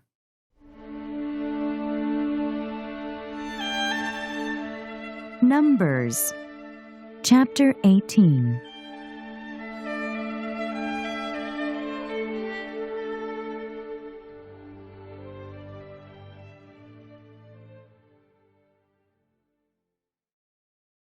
Duties of priests and Levites. The Lord said to Aaron, "You, your sons, and your father's family are to bear the responsibility for offenses against the sanctuary, and you and your sons alone are to bear the responsibility for offenses against the priesthood. Bring your fellow Levites from your ancestral tribe to join you and assist you when you and your sons minister before the tent of the testimony. They are to be responsible to you and are to perform all the duties of the tent. But they must not go near the furnishings of the sanctuary or the altar, or both they and you will die. They are to join you and be responsible for the care of the tent of meeting, all the work at the tent, and no one else may come near where you are. You are to be responsible for the care of the sanctuary and the altar, so that wrath will not fall on the Israelites again. I myself have selected your fellow Levites from among the Israelites as a gift to you, dedicated to the Lord to do the work at the tent of meeting. But only you and your sons may serve as priests in connection with everything at the altar and inside the curtain. I am giving you the service of the priesthood as a gift. Anyone else who comes near the sanctuary must be put to death. Offerings for priests and Levites. Then the Lord said to Aaron, I myself have put you in charge of the offerings presented to me. All the holy offerings the Israelites give me, I give to you and your sons as your portion and regular share. You are to have the part of the most holy offerings that is kept from the fire. From all the gifts they bring me as most holy offerings, whether grain or sin or guilt offerings, that part belongs to you and your sons. Eat it as something most holy. Every male shall eat it. You must regard it as holy. This also is yours, whatever is set aside from the gifts of all the wave offerings of the Israelites. I give this to you and your sons and daughters as your regular share. Every one in your household who is ceremonially clean may eat it. I give you all the finest olive oil and all the finest new wine and grain they give the Lord as the firstfruits of their harvest. All the land's firstfruits that they bring to the Lord will be yours. Everyone in your household who is ceremonially clean may eat it. Everything in Israel that is devoted to the Lord is yours. The first offspring of every womb, both man and animal, that is offered to the Lord is yours. But you must redeem every firstborn son and every firstborn male of unclean animals. When they are a month old, you must redeem them at the redemption price set at 5 shekels of silver, according to the sanctuary shekel, which weighs 20 gerahs. But you must not redeem the firstborn of an ox, a sheep, or a goat. They are holy. Sprinkle their blood on the altar and burn their fat as an offering made by fire, an aroma pleasing to the Lord. Their meat is to be yours, just as the breast of the wave offering and the right thigh are yours. Whatever is set aside from the holy offerings the Israelites present to the Lord, I give to you and your sons and daughters as your regular share. It is an everlasting covenant of salt before the Lord for both you and your offspring. The Lord said to Aaron, You will have no inheritance in their land, nor will you have any share among them. I am your share and your inheritance among the Israelites. I give to the Levites all the tithes in Israel as their inheritance in return for the work they do while serving at the tent of meeting. From now on, the Israelites must not go near the tent of meeting, or they will bear the consequences of their sin and will die. It is the Levites who are to do the work at the tent of meeting and bear the responsibility for offenses against it. This is a lasting ordinance for the generations to come. They will receive no inheritance among the Israelites. Instead, I give to the Levites as their inheritance the tithes that the Israelites present as an offering to the Lord. That is why I said concerning them, they will have no inheritance among the Israelites. The Lord said to Moses, Speak to the Levites and say to them, When you receive from the Israelites the tithe I give you as your inheritance, you must present 1/10 of that tithe as the Lord's offering. Your offering will be reckoned to you as grain from the threshing floor or juice from the winepress. In this way, you also will present an offering to the Lord from all the tithes you receive from the Israelites. From these tithes, you must give the Lord's portion to Aaron the priest. You must present as the Lord's portion the best and holiest part of everything given to you. Say to the Levites, When you present the best part, it will be reckoned to you as the product of the threshing floor or the winepress. You and your households may eat the rest of it anywhere, for it is your wages for your work at the tent of meeting. By presenting the best part of it, You will not be guilty in this matter. Then you will not defile the holy offerings of the Israelites, and you will not die.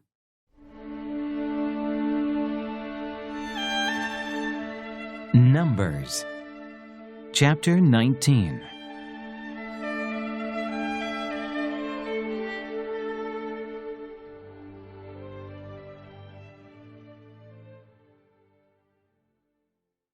The water of cleansing. The Lord said to Moses and Aaron, "This is a requirement of the law that the Lord has commanded. Tell the Israelites to bring you a red heifer without defect or blemish, and that has never been under a yoke. Give it to Eleazar the priest. It is to be taken outside the camp and slaughtered in his presence. Then Eleazar the priest is to take some of its blood on his finger and sprinkle it 7 times toward the front of the tent of meeting. While he watches, the heifer is to be burned, its hide, flesh, blood, and offal. The priest is to take some cedar wood, hyssop, and scarlet wool, and throw them onto the burning heifer. After that, the priest must wash his clothes and bathe himself with water. He may then come into the camp, but he will be ceremonially unclean till evening. The man who burns it must also wash his clothes and bathe with water, and he too will be unclean till evening. A man who is clean shall gather up the ashes of the heifer and put them in a ceremonially clean place outside the camp. They shall be kept by the Israelite community for use in the water of cleansing. It is for purification from sin. The man who gathers up the ashes of the heifer must also wash his clothes, and he too will be unclean till evening. This will be a lasting ordinance both for the Israelites and for the aliens living among them. Whoever touches the dead body of anyone will be unclean for 7 days. He must purify himself with the water on the 3rd day and on the 7th day. Then he will be clean. But if he does not purify himself on the 3rd and 7th days, he will not be clean. Whoever touches the dead body of anyone and fails to purify himself defiles the Lord's tabernacle. That person must be cut off from Israel, because the water of cleansing has not been sprinkled on him. He is unclean. His uncleanness remains on him. This is the law that applies when a person dies in a tent. Anyone who enters the tent and anyone who is in it will be unclean for 7 days, and every open container without a lid fastened on it will be unclean. Anyone out in the open who touches someone who has been killed with a sword, or someone who has died a natural death, or anyone who touches a human bone or a grave will be unclean for 7 days. For the unclean person, put some ashes from the burn purification offering into a jar and pour fresh water over them. Then a man who is ceremonially clean is to take some hyssop, dip it in the water, and sprinkle the tent and all the furnishings and the people who were there. He must also sprinkle anyone who has touched a human bone or a grave, or someone who has been killed, or someone who has died a natural death. The man who is clean is to sprinkle the unclean person on the 3rd and 7th days, and on the 7th day he is to purify him. The person being cleansed must wash his clothes and bathe with water, and that evening he will be clean. But if a person who is unclean does not purify himself, he must be cut off from the community, because he has defiled the sanctuary of the Lord. The water of cleansing has not been sprinkled on him, and he is unclean. This is a lasting ordinance for them. The man who sprinkles the water of cleansing must also wash his clothes, and anyone who touches the water of cleansing will be unclean till evening. Anything that an unclean person touches becomes unclean, and anyone who touches it becomes unclean till evening.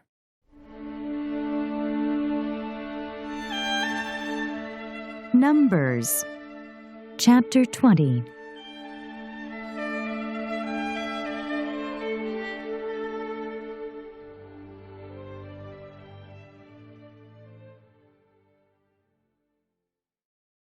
Water from the rock. In the 1st month, the whole Israelite community arrived at the desert of Zin, and they stayed at Kadesh. There Miriam died and was buried. Now there was no water for the community, and the people gathered in opposition to Moses and Aaron. They quarreled with Moses and said, If only we had died when our brothers fell dead before the Lord.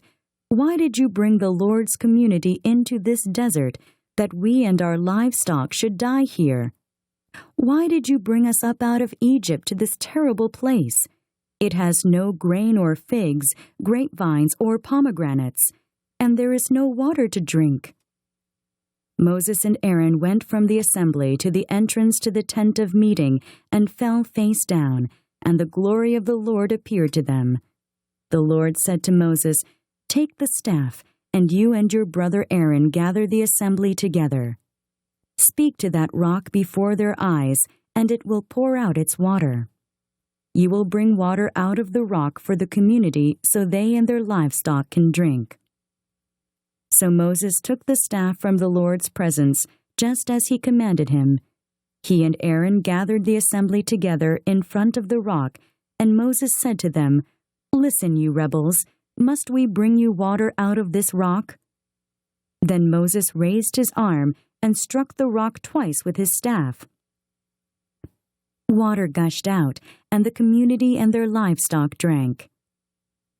But the Lord said to Moses and Aaron, "Because you did not trust in me enough to honor me as holy in the sight of the Israelites, you will not bring this community into the land I give them."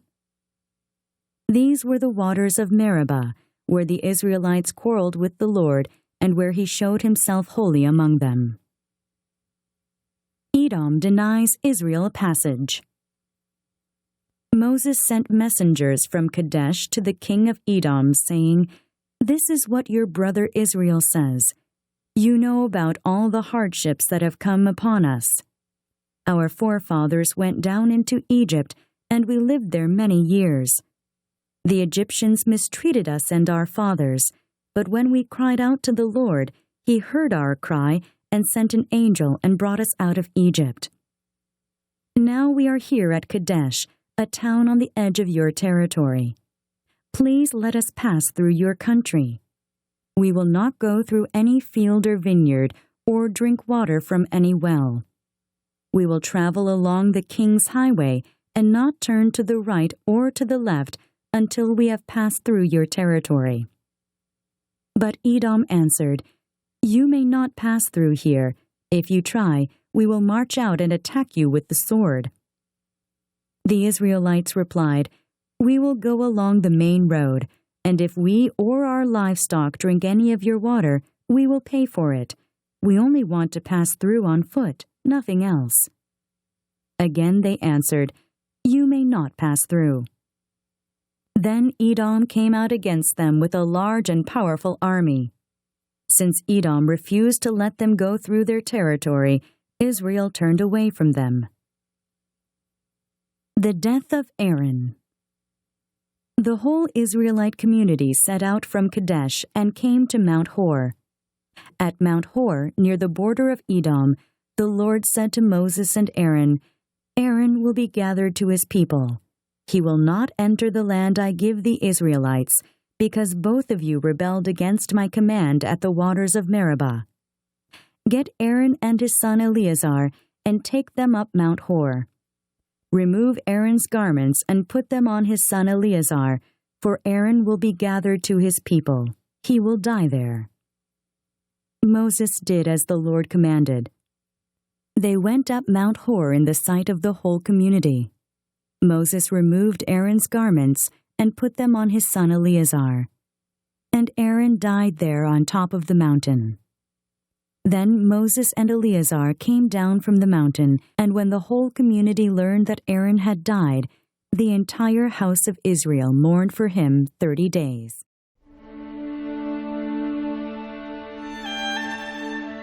Numbers Chapter 21.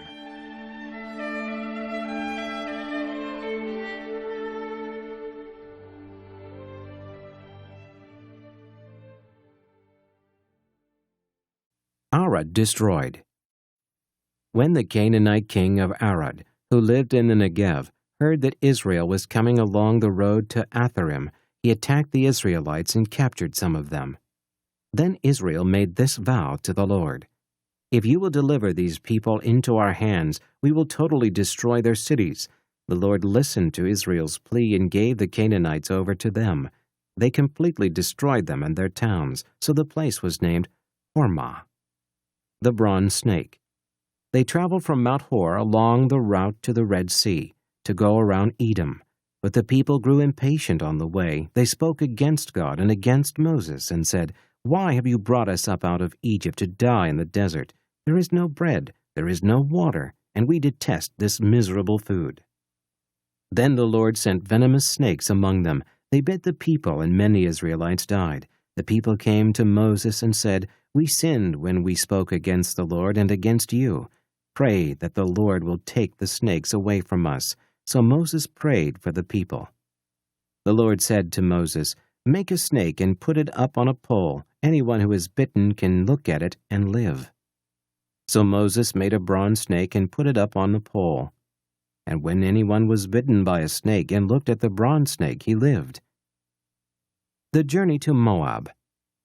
The Israelites moved on and camped at Oboth.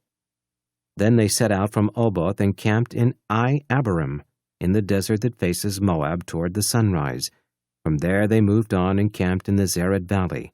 They set out from there and camped alongside the Arnon, which is in the desert extending into Amorite territory. The Arnon is the border of Moab between Moab and the Amorites.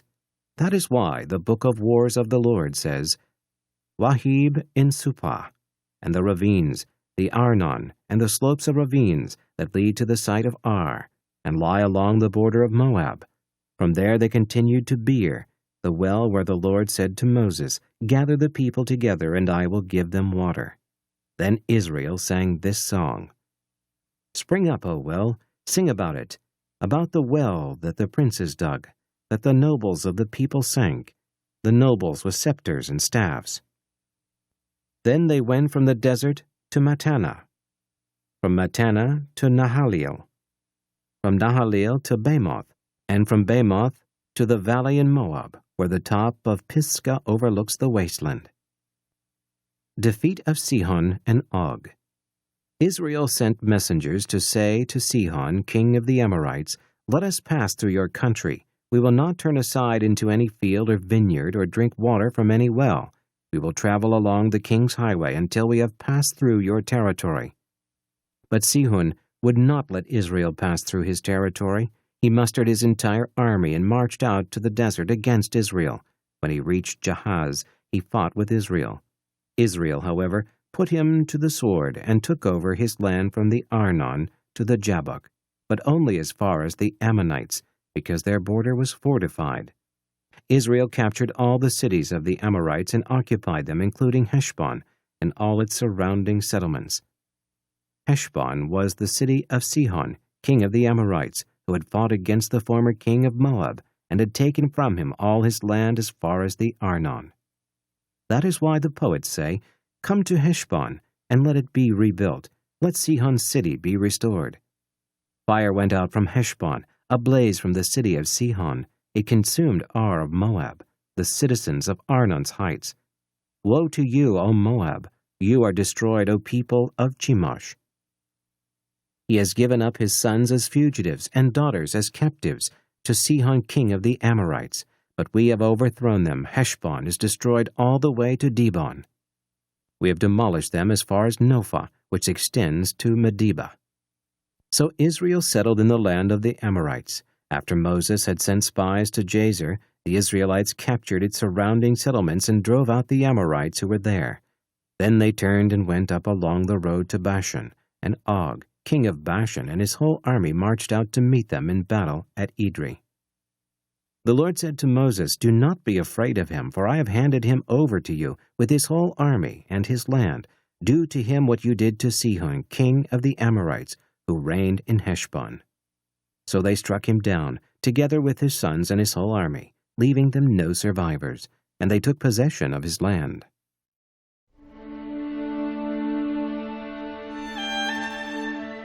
Numbers, chapter 22.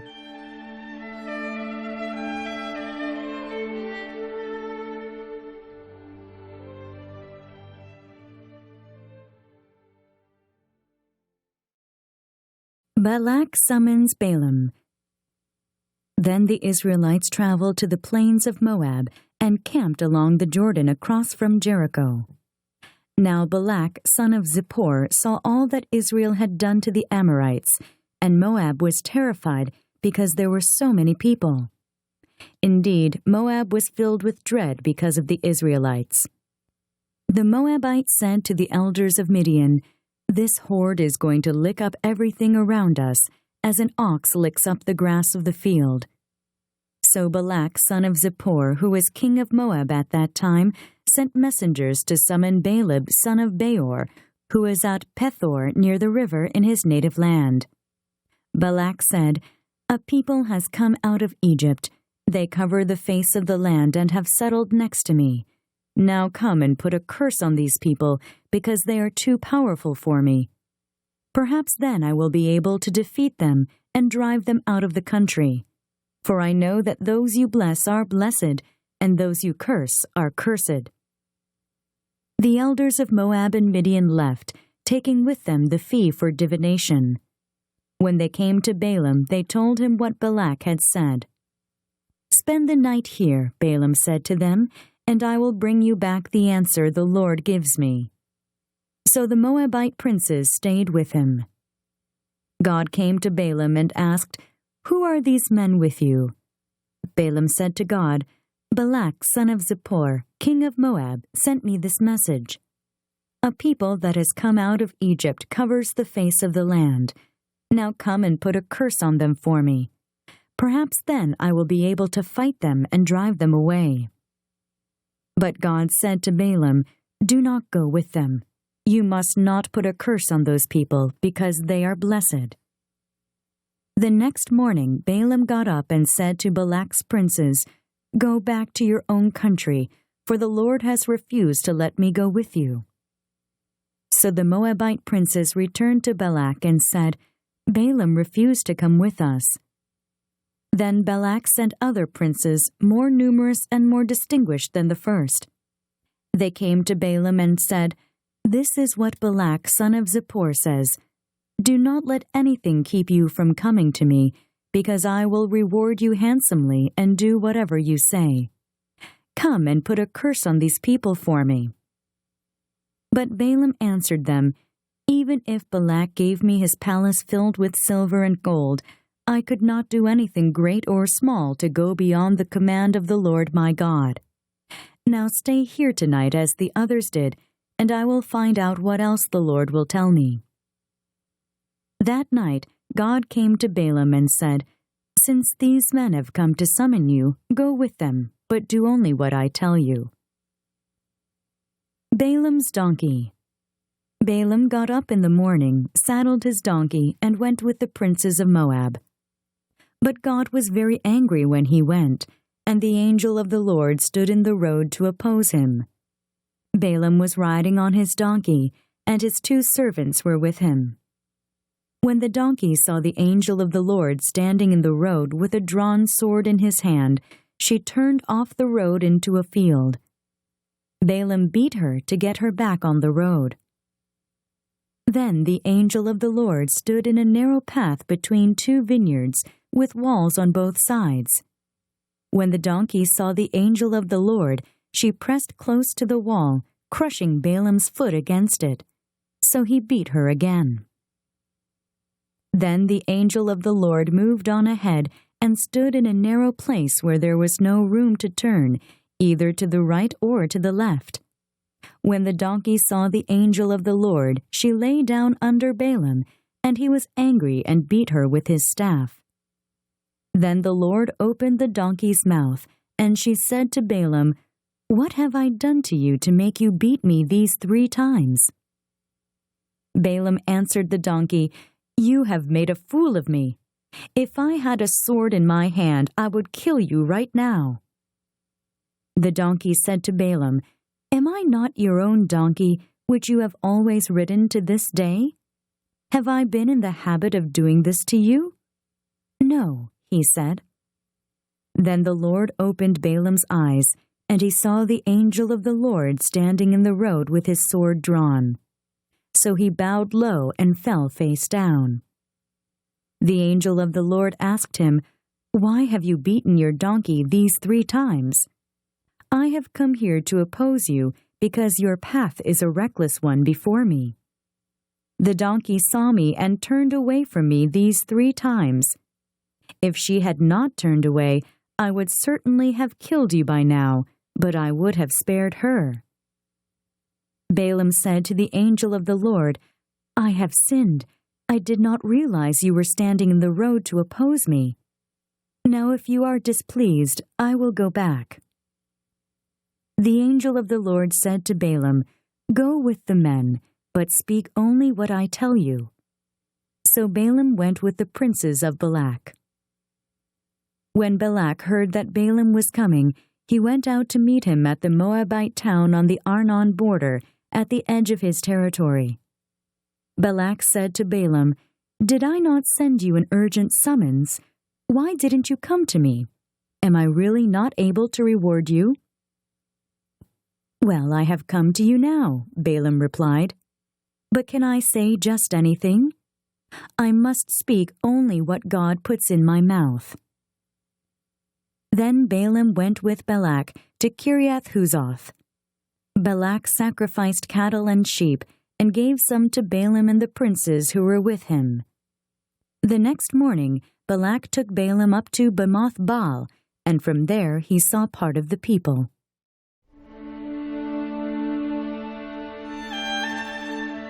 Numbers chapter 23.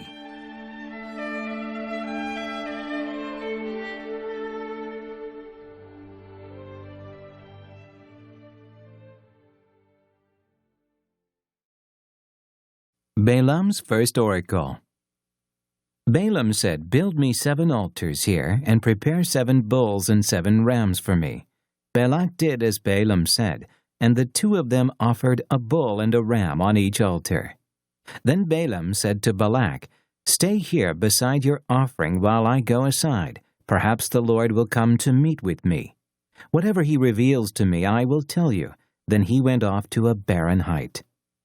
God met with him, and Balaam said, "I have prepared 7 altars, and on each altar I have offered a bull and a ram."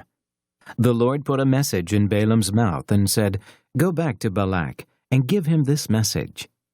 So he went back to him and found him standing beside his offering with all the princes of Moab. Then Balaam uttered his oracle. "Balak brought me from Aram, the king of Moab, from the eastern mountains. 'Come,' he said, 'curse Jacob for me. Come, denounce Israel.' How can I curse those whom God has not cursed? How can I denounce those whom the Lord has not denounced? From the rocky peaks I see them, from the heights I view them. I see a people who live apart and do not consider themselves one of the nations. Who can count the dust of Jacob or number the 4th part of Israel?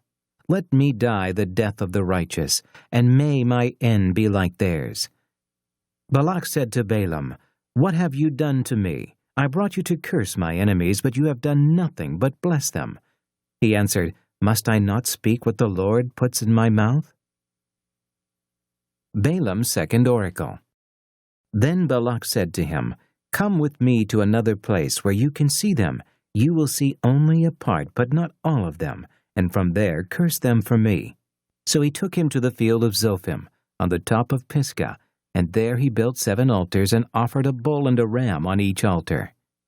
Balaam said to Balak, "Stay here beside your offering while I meet with him over there." The Lord met with Balaam and put a message in his mouth and said, "Go back to Balak and give him this message." So he went to him and found him standing beside his offering with the princes of Moab. Balak asked him, "What did the Lord say?" Then he uttered his oracle. "Arise, Balak, and listen. Hear me, son of Zippor. God is not a man, that he should lie, nor a son of man, that he should change his mind. Does he speak and then not act? Does he promise and not fulfill? I have received a command to bless. He has blessed, and I cannot change it. No misfortune is seen in Jacob, no misery observed in Israel. The Lord their God is with them. The shout of the king is among them. God brought them out of Egypt. They have the strength of a wild ox. There is no sorcery against Jacob, no divination against Israel. It will now be said of Jacob and of Israel, see what God has done. The people rise like a lioness, they rouse themselves like a lion that does not rest till he devours his prey and drinks the blood of his victims. Then Balak said to Balaam, Neither curse them at all, nor bless them at all. Balaam answered, Did I not tell you, I must do whatever the Lord says? Balaam's third oracle. Then Balak said to Balaam, Come, let me take you to another place. Perhaps it will please God to let you curse them for me from there. And Balak took Balaam to the top of Peor, overlooking the wasteland. Balaam said, Build me 7 altars here, and prepare 7 bulls and 7 rams for me. Balak did as Balaam had said, and offered a bull and a ram on each altar.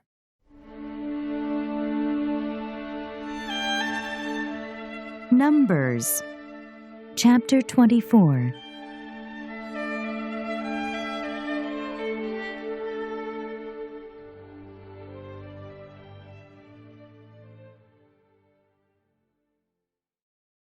Now when Balaam saw that it pleased the Lord to bless Israel, he did not resort to sorcery as at other times, but turned his face toward the desert.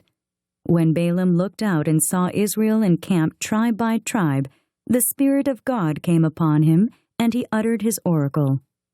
The oracle of Balaam, son of Beor, the oracle of one whose eye sees clearly, the oracle of one who hears the words of God, who sees a vision from the Almighty, who falls prostrate, and whose eyes are opened.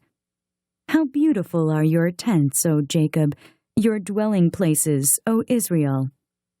Like valleys they spread out, like gardens beside a river, like aloes planted by the Lord, like cedars beside the waters. Water will flow from their buckets, their seed will have abundant water. Their king will be greater than Agag, their kingdom will be exalted. God brought them out of Egypt. They have the strength of a wild ox. They devour hostile nations and break their bones in pieces. With their arrows they pierce them. Like a lion they crouch and lie down, like a lioness who dares to rouse them. May those who bless you be blessed, and those who curse you be cursed. Then Balak's anger burned against Balaam. He struck his hands together and said to him, I summoned you to curse my enemies, but you have blessed them these 3 times. Now leave at once and go home. I said I would reward you handsomely, but the Lord has kept you from being rewarded. Balaam answered Balak, Did I not tell the messengers you sent me, even if Balak gave me his palace filled with silver and gold, I could not do anything of my own accord, good or bad, to go beyond the command of the Lord, and I must say only what the Lord says. Now I am going back to my people, but come, let me warn you of what this people will do to your people in days to come. Balaam's 4th oracle. Then he uttered his oracle. The oracle of Balaam, son of Beor, the oracle of one whose eye sees clearly, the oracle of one who hears the words of God, who has knowledge from the Most High, who sees a vision from the Almighty, who falls prostrate and whose eyes are opened. I see him, but not now. I behold him, but not near. A star will come out of Jacob. A scepter will rise out of Israel. He will crush the foreheads of Moab, the skulls of all the sons of Sheth. Edom will be conquered. Seir, his enemy, will be conquered, but Israel will grow strong. A ruler will come out of Jacob and destroy the survivors of the city. Balaam's final oracles. Then Balaam saw Amalek and uttered his oracle. Amalek was first among the nations, but he will come to ruin at last. Then he saw the Kenites and uttered his oracle. Your dwelling place is secure, your nest is set in a rock, yet you Kenites will be destroyed when Ashur takes you captive. Then he uttered his oracle. Ah, who can live when God does this? Ships will come from the shores of Kittim. They will subdue Asher and Eber, but they too will come to ruin. Then Balaam got up and returned home, and Balak went his own way.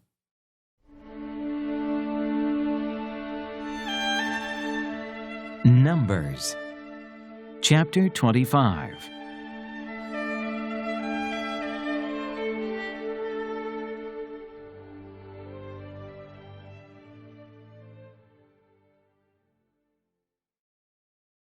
Moab seduces Israel. While Israel was staying in Shittim, the men began to indulge in sexual immorality with Moabite women, who invited them to the sacrifices to their gods. The people ate and bowed down before these gods, so Israel joined in worshipping the Baal of Peor. And the Lord's anger burned against them. The Lord said to Moses, "Take all the leaders of these people, kill them, and expose them in broad daylight before the Lord, so that the Lord's fierce anger may turn away from Israel." So Moses said to Israel's judges, "Each of you must put to death those of your men who have joined in worshipping the Baal of Peor." Then an Israelite man brought to his family a Midianite woman right before the eyes of Moses and the whole assembly of Israel, while they were weeping at the entrance to the tent of meeting. When Phinehas, son of Eleazar, the son of Aaron, the priest, saw this, he left the assembly, took a spear in his hand, and followed the Israelite into the tent. He drove the spear through both of them, through the Israelite and into the woman's body. Then the plague against the Israelites was stopped, but those who died in the plague numbered 24,000. The Lord said to Moses, "Phinehas, son of Eleazar, the son of Aaron, the priest, has turned my anger away from the Israelites, for he was as zealous as I am for my honor among them, so that in my zeal I did not put an end to them. Therefore, tell him, I am making my covenant of peace with him. He and his descendants will have a covenant of a lasting priesthood because he was zealous for the honor of his God and made atonement for the Israelites." The name of the Israelite who was killed with the Midianite woman was Zimri, son of Salu, the leader of a Simeonite family. And the name of the Midianite woman who was put to death was Cosbi, daughter of Zur, a tribal chief of a Midianite family. The Lord said to Moses, "Treat the Midianites as enemies and kill them, because they treated you as enemies when they deceived you in the affair of Peor, and their sister Cosbi, the daughter of a Midianite leader, the woman who was killed when the plague came as a result of Peor."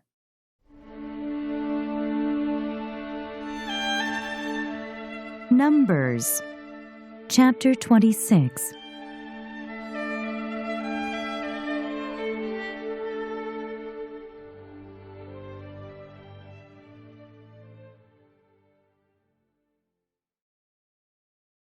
The second census.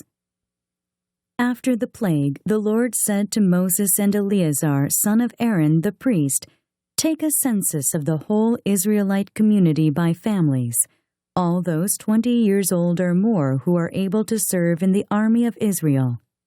So on the plains of Moab, by the Jordan across from Jericho, Moses and Eleazar the priest spoke with them and said, "Take a census of the men 20 years old or more, as the Lord commanded Moses."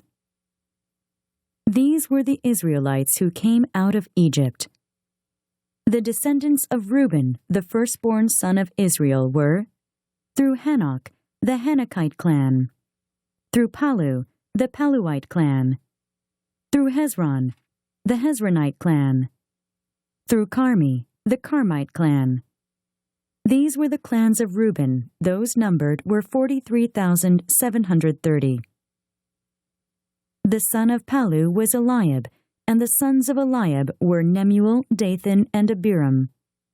The same Dathan and Abiram were the community officials who rebelled against Moses and Aaron and were among Korah's followers when they rebelled against the Lord. The earth opened its mouth and swallowed them along with Korah, whose followers died when the fire devoured the 250 men. And they served as a warning sign. The line of Korah, however, did not die out. The descendants of Simeon by their clans were, through Nemuel, the Nemuelite clan, through Jamin, the Jaminite clan, through Jachin, the Jachinite clan, through Zerah, the Zerahite clan, through Shaul, the Shaulite clan. These were the clans of Simeon. There were 22,200 men. The descendants of Gad by their clans were, through Zephon, the Zephonite clan, through Haggai, the Haggite clan, through Shuni, the Shunite clan, through Ozni, the Oznite clan, through Eri, the Erite clan, through Aradi, the Aradite clan, through Areli, the Arelite clan. These were the clans of Gad. Those numbered were 40,500. And Onan were sons of Judah, but they died in Canaan. The descendants of Judah by their clans were, through Shelah, the Shelonite clan, through Perez, the Perezite clan, through Zerah, the Zerahite clan. The descendants of Perez were, through Hezron, the Hezronite clan, through Hamel, the Hamelite clan. These were the clans of Judah. Those numbered were 76,500. The descendants of Issachar by their clans were, through Tola, the Tolaite clan, through Puah, the Puite clan, through Jashub, the Jashubite clan, through Shimron, the Shimronite clan. These were the clans of Issachar. Those numbered were 64,300. The descendants of Zebulun by their clans were, through Sered, the Seredite clan, through Elon, the Elonite clan, through Jaleel, the Jaleelite clan. These were the clans of Zebulun. Those numbered were 60,500. The descendants of Joseph by their clans through Manasseh and Ephraim were, the descendants of Manasseh through Machir, the Machirite clan. Machir was the father of Gilead. Through Gilead, the Gileadite clan. These were the descendants of Gilead. Through Izer, the Izerite clan. Through Helek, the Helekite clan. Through Asriel, the Asrielite clan. Through Shechem, the Shechemite clan. Through Shemida, the Shemidite clan. Through Hepher, the Hepherite clan. Zelophehad, son of Hepher, had no sons. He had only daughters, whose names were Mahlah, Noah, Hoglah, Milcah, and Tirzah. These were the clans of Manasseh. Those numbered were 52,700. These were the descendants of Ephraim by their clans. Through Shuthelah, the Shuthelahite clan. Through Becher, the Becherite clan. Through Tahan, the Tahanite clan. These were the descendants of Shuthelah. Through Eran, the Eranite clan. These were the clans of Ephraim. Those numbered were 32,500. These were the descendants of Joseph by their clans. The descendants of Benjamin by their clans were, through Bela, the Belaite clan. Through Ashbel, the Ashbelite clan. Through Ahiram, the Ahiramite clan. Through Shupham, the Shuphamite clan. Through Hupham, the Huphamite clan. The descendants of Bela through Ard and Naaman were, through Ard, the Ardite clan. Through Naaman, the Naamite clan. These were the clans of Benjamin. Those numbered were 45,600. These were the descendants of Dan by their clans. Through Shuham, the Shuhamite clan. These were the clans of Dan. All of them were Shuhamite clans, and those numbered were 64,400. The descendants of Asher by their clans were, through Imnah, the Imnite clan. Through Ishvi, the Ishvite clan. Through Beriah, the Beriahite clan. And through the descendants of Beriah. Through Heber, the Heberite clan. Through Malchiel, the Malchielite clan. Asher had a daughter named Sarah. These were the clans of Asher. Those numbered were 53,400.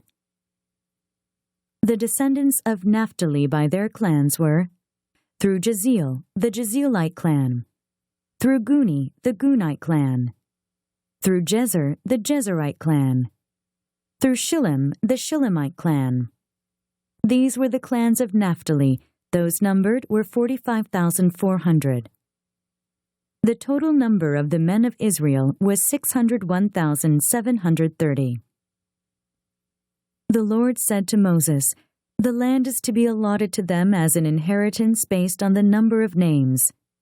To a larger group, give a larger inheritance, and to a smaller group, a smaller one.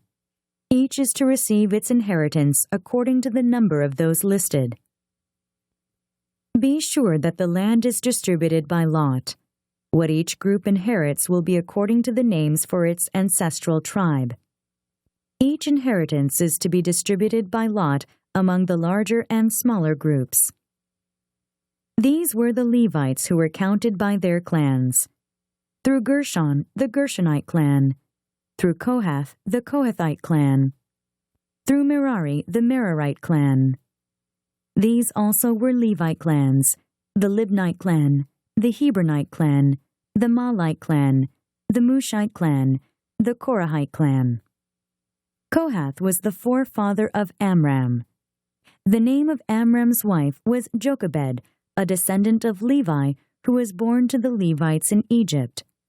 To Amram she bore Aaron, Moses, and their sister Miriam. Aaron was the father of Nadab and Abihu, Eleazar and Ithamar. But Nadab and Abihu died when they made an offering before the Lord with unauthorized fire. All the male Levites a month old or more numbered 23,000. They were not counted along with the other Israelites because they received no inheritance among them. These are the ones counted by Moses and Eleazar the priest when they counted the Israelites on the plains of Moab by the Jordan across from Jericho. Not one of them was among those counted by Moses and Aaron the priest when they counted the Israelites in the desert of Sinai. For the Lord had told those Israelites they would surely die in the desert, and not one of them was left except Caleb, son of Jephunneh, and Joshua, son of Nun.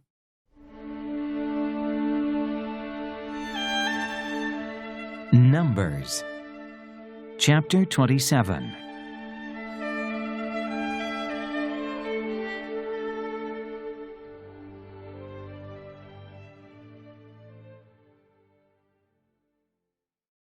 Zelophehad's daughters.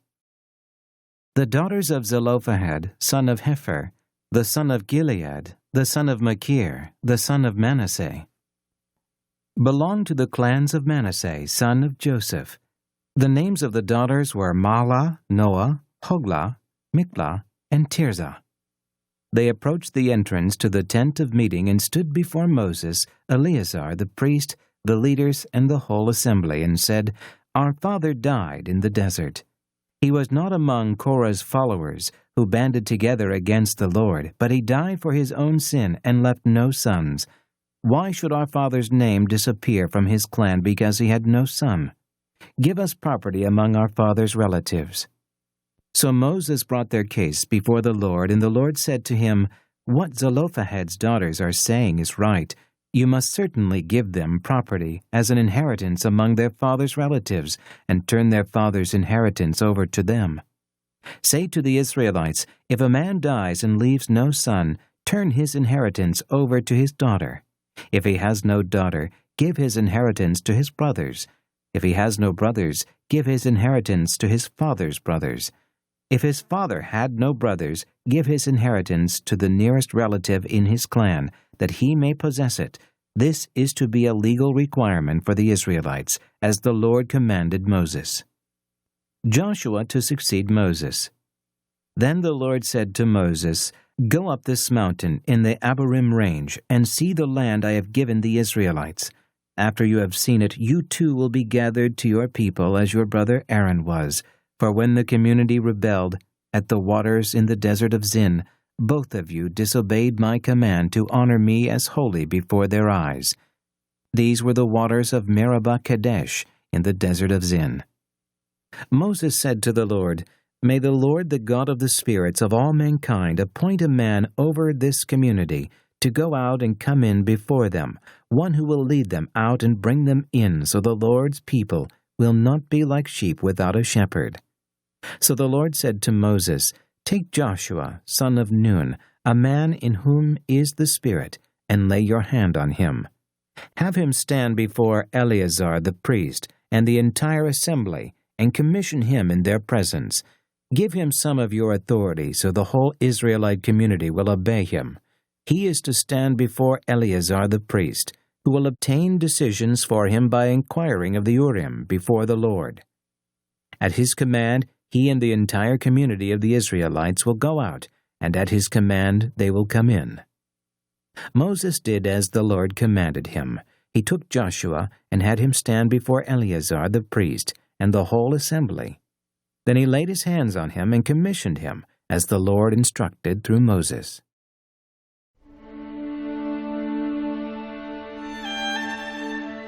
Numbers, chapter 28.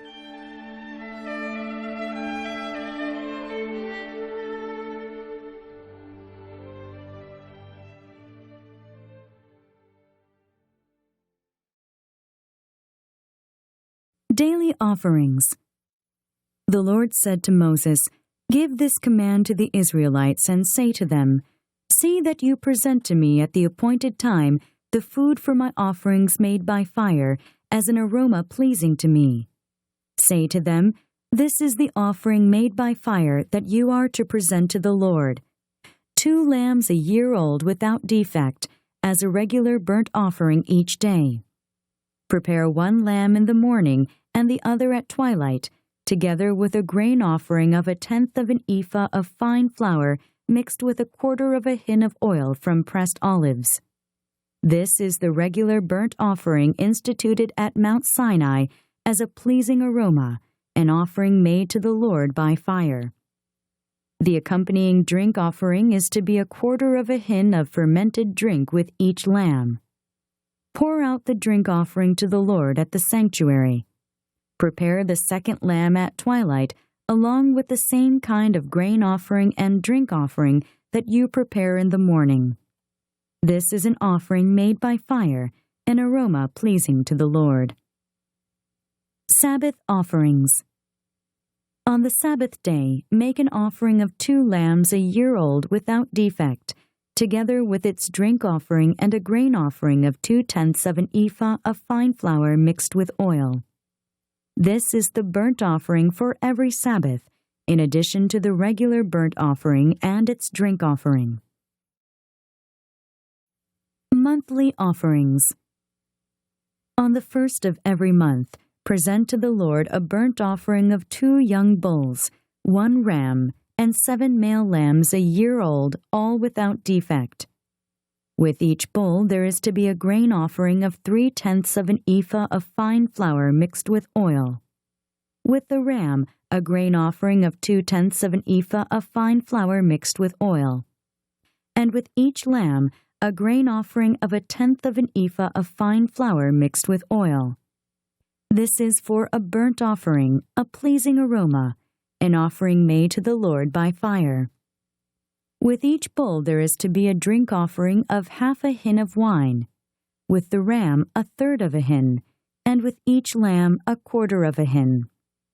This is the monthly burnt offering to be made at each new moon during the year. Besides the regular burnt offering with its drink offering, 1 male goat is to be presented to the Lord as a sin offering. The Passover. On the 14th day of the 1st month, the Lord's Passover is to be held. On the 15th day of this month, there is to be a festival. For 7 days, eat bread made without yeast. On the 1st day, hold a sacred assembly and do no regular work. Present to the Lord an offering made by fire, a burnt offering of 2 young bulls, 1 ram, and 7 male lambs a year old, all without defect. With each bull prepare a grain offering of 3/10 of an ephah of fine flour mixed with oil. With the ram 2/10, and with each of the 7 lambs 1/10. Include 1 male goat as a sin offering to make atonement for you. Prepare these in addition to the regular morning burnt offering. In this way, prepare the food for the offering made by fire every day for 7 days as an aroma pleasing to the Lord. It is to be prepared in addition to the regular burnt offering and its drink offering. On the 7th day, hold a sacred assembly and do no regular work. Feast of Weeks. On the day of first fruits, when you present to the Lord an offering of new grain during the Feast of Weeks, hold a sacred assembly and do no regular work. Present a burnt offering of 2 young bulls, 1 ram, and 7 male lambs a year old as an aroma pleasing to the Lord. With each bull there is to be a grain offering of 3/10 of an ephah of fine flour mixed with oil. With the ram 2/10, and with each of the 7 lambs 1/10. Include 1 male goat to make atonement for you. Prepare these together with their drink offerings, in addition to the regular burnt offering and its grain offering. Be sure the animals are without defect.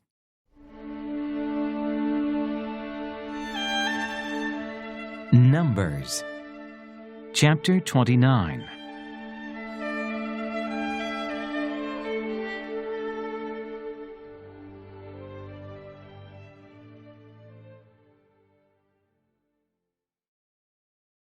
Feast of Trumpets. On the first day of the 7th month hold a sacred assembly, and do no regular work. It is a day for you to sound the trumpets.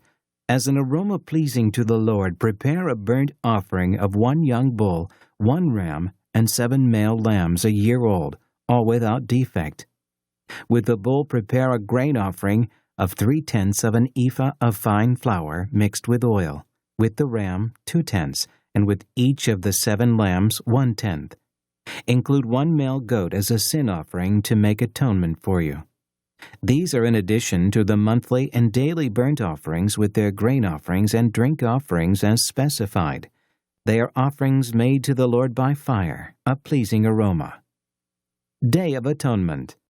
On the 10th day of this 7th month, hold a sacred assembly. You must deny yourselves and do no work. Present as an aroma pleasing to the Lord a burnt offering of 1 young bull, 1 ram, and 7 male lambs a year old, all without defect. With the bull prepare a grain offering of 3/10 of an ephah of fine flour mixed with oil. With the ram 2/10, and with each of the 7 lambs 1/10. Include 1 male goat as a sin offering, in addition to the sin offering for atonement and the regular burnt offering with its grain offering and their drink offerings. Feast of Tabernacles.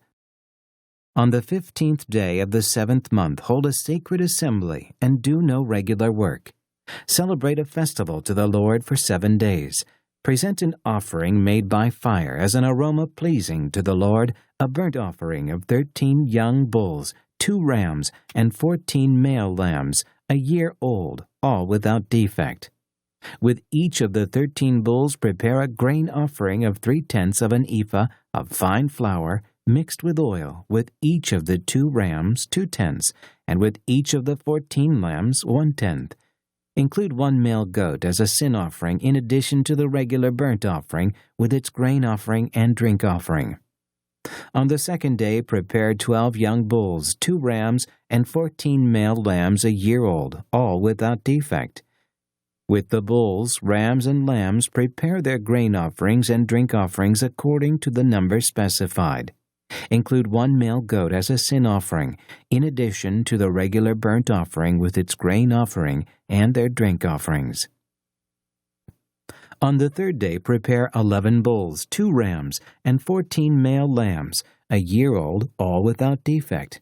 With the bulls, rams, and lambs prepare their grain offerings and drink offerings according to the number specified. Include 1 male goat as a sin offering, in addition to the regular burnt offering with its grain offering and drink offering. On the 4th day prepare 10 bulls, 2 rams, and 14 male lambs, a year old, all without defect. With the bulls, rams, and lambs prepare their grain offerings and drink offerings according to the number specified.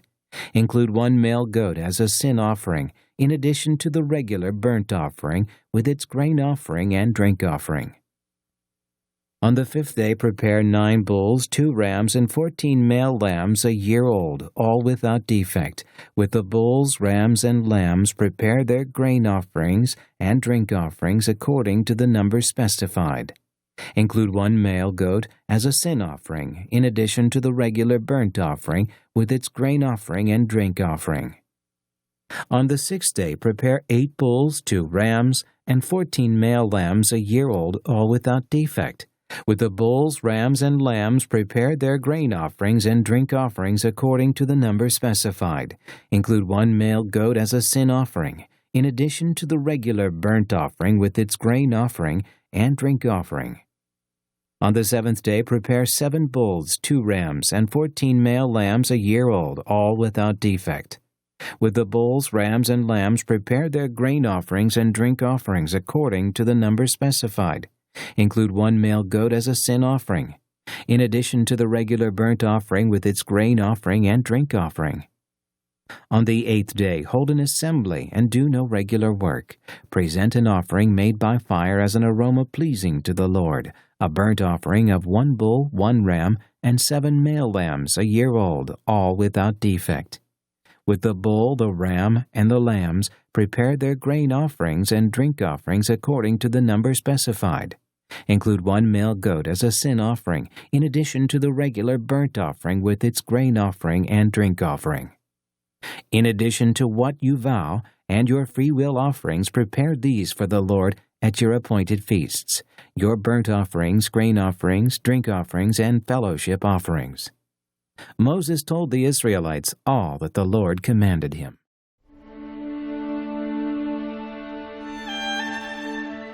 Numbers chapter 30.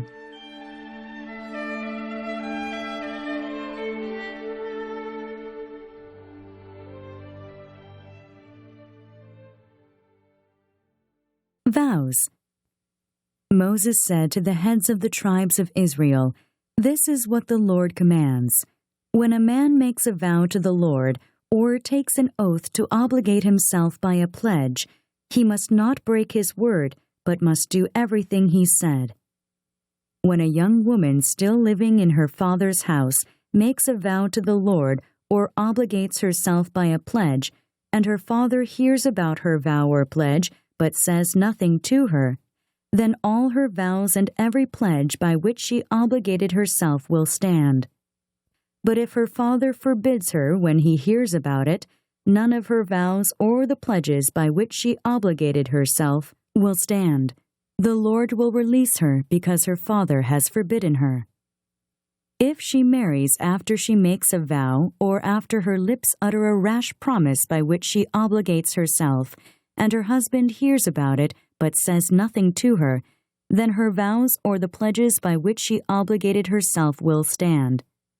But if her husband forbids her when he hears about it, he nullifies the vow that obligates her or the rash promise by which she obligates herself, and the Lord will release her. Any vow or obligation taken by a widow or divorced woman will be binding on her. If a woman living with her husband makes a vow or obligates herself by a pledge under oath, and her husband hears about it but says nothing to her and does not forbid her, then all her vows or the pledges by which she obligated herself will stand. But if her husband nullifies them when he hears about them, then none of the vows or pledges that came from her lips will stand.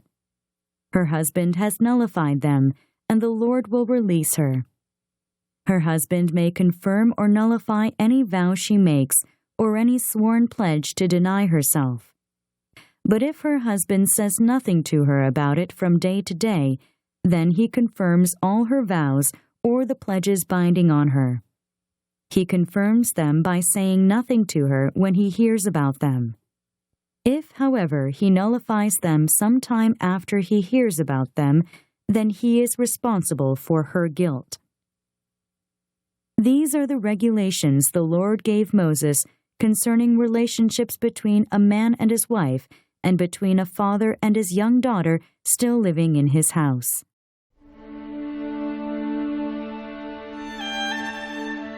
Numbers Chapter 31.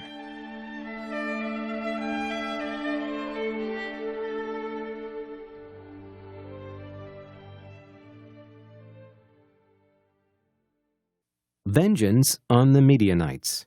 Chapter 31. The Lord said to Moses, "Take vengeance on the Midianites for the Israelites. After that you will be gathered to your people." So Moses said to the people, "Arm some of your men to go to war against the Midianites and carry out the Lord's vengeance on them. Send into battle 1,000 men from each of the tribes of Israel." So 12,000 men armed for battle, 1,000 from each tribe were supplied from the clans of Israel. Moses sent them into battle, 1,000 from each tribe, along with Phinehas, son of Eleazar, the priest who took with him articles from the sanctuary and the trumpets for signaling. They fought against Midian, as the Lord commanded Moses, and killed every man. Among their victims were Evi, Rechem, Zur, Hur, and Reba, the 5 kings of Midian. They also killed Balaam, son of Beor, with the sword. The Israelites captured the Midianite women and children and took all the Midianite herds, flocks, and goods as plunder. They burned all the towns where the Midianites had settled, as well as all their camps. They took all the plunder and spoils, including the people and animals, and brought the captives, spoils, and plunder to Moses and Eleazar, the priest, and the Israelite assembly at their camp on the plains of Moab by the Jordan across from Jericho.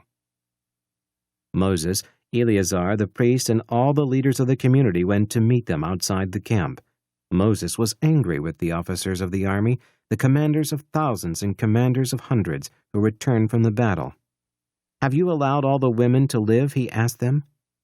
They were the ones who followed Balaam's advice and were the means of turning the Israelites away from the Lord in what happened in Peor, so that a plague struck the Lord's people. Now, kill all the boys and kill every woman who has slept with a man, but save for yourselves every girl who has never slept with a man. All of you who have killed anyone or touched anyone who was killed must stay outside the camp 7 days. On the 3rd and 7th days you must purify yourselves and your captives. Purify every garment as well as everything made of leather, goat hair, or wood." Then Eleazar the priest said to the soldiers who had gone into battle, "This is the requirements of the law that the Lord gave Moses. Gold, silver, bronze, iron, tin, lead, and anything else that can withstand fire must be put through the fire, and then it will be clean. But it must also be purified with the water of cleansing, and whatever cannot withstand fire must be put through that water. On the 7th day, wash your clothes, and you will be clean. Then you may come into the camp." Dividing the spoils. The Lord said to Moses, "You and Eleazar, the priest, and the family heads of the community are to count all the people and animals that were captured. Divide the spoils between the soldiers who took part in the battle and the rest of the community. From the soldiers who fought in the battle, set apart as a tribute for the Lord 1 out of every 500, whether persons, cattle, donkeys, sheep, or goats. Take this tribute from their half share and give it to Eleazar the priest as the Lord's part. From the Israelites' half, select 1 out of every 50, whether persons, cattle, donkeys, sheep, goats, or other animals. Give them to the Levites, who are responsible for the care of the Lord's tabernacle." So Moses and Eleazar the priest did as the Lord commanded Moses. The plunder remaining from the spoils that the soldiers took was 675,000 sheep, 72,000 cattle, 61,000 donkeys, and 32,000 women who had never slept with a man. The half share of those who fought in the battle was 337,500 sheep, of which the tribute for the Lord was 675. 36,000 cattle, of which the tribute for the Lord was 72. 30,500 donkeys, of which the tribute for the Lord was 61. 16,000 people, of which the tribute for the Lord was 32. Moses gave the tribute to Eleazar the priest as the Lord's part, as the Lord commanded Moses. The half belonging to the Israelites, which Moses set apart from that of the fighting men, the community's half, was 337,500 sheep, 36,000 cattle, 30,500 donkeys, and 16,000 people. From the Israelites' half, Moses selected 1 out of every 50 persons and animals, as the Lord commanded him, and gave them to the Levites who were responsible for the care of the Lord's tabernacle. Then the officers who were over the units of the army, the commanders of thousands and commanders of hundreds, went to Moses and said to him, "Your servants have counted the soldiers under our command, and not one is missing. So we have brought as an offering to the Lord the gold articles each of us acquired, armlets, bracelets, signet rings, earrings, and necklaces, to make atonement for ourselves before the Lord." Moses and Eleazar the priest accepted from them the gold, all the crafted articles, all the gold from the commanders of thousands and commanders of hundreds that Moses and Eleazar presented as a gift to the Lord, weighed 16,750 shekels. Each soldier had taken plunder for himself. Moses and Eleazar the priest accepted the gold from the commanders of thousands and commanders of hundreds, and brought it into the tent of meeting as a memorial for the Israelites before the Lord.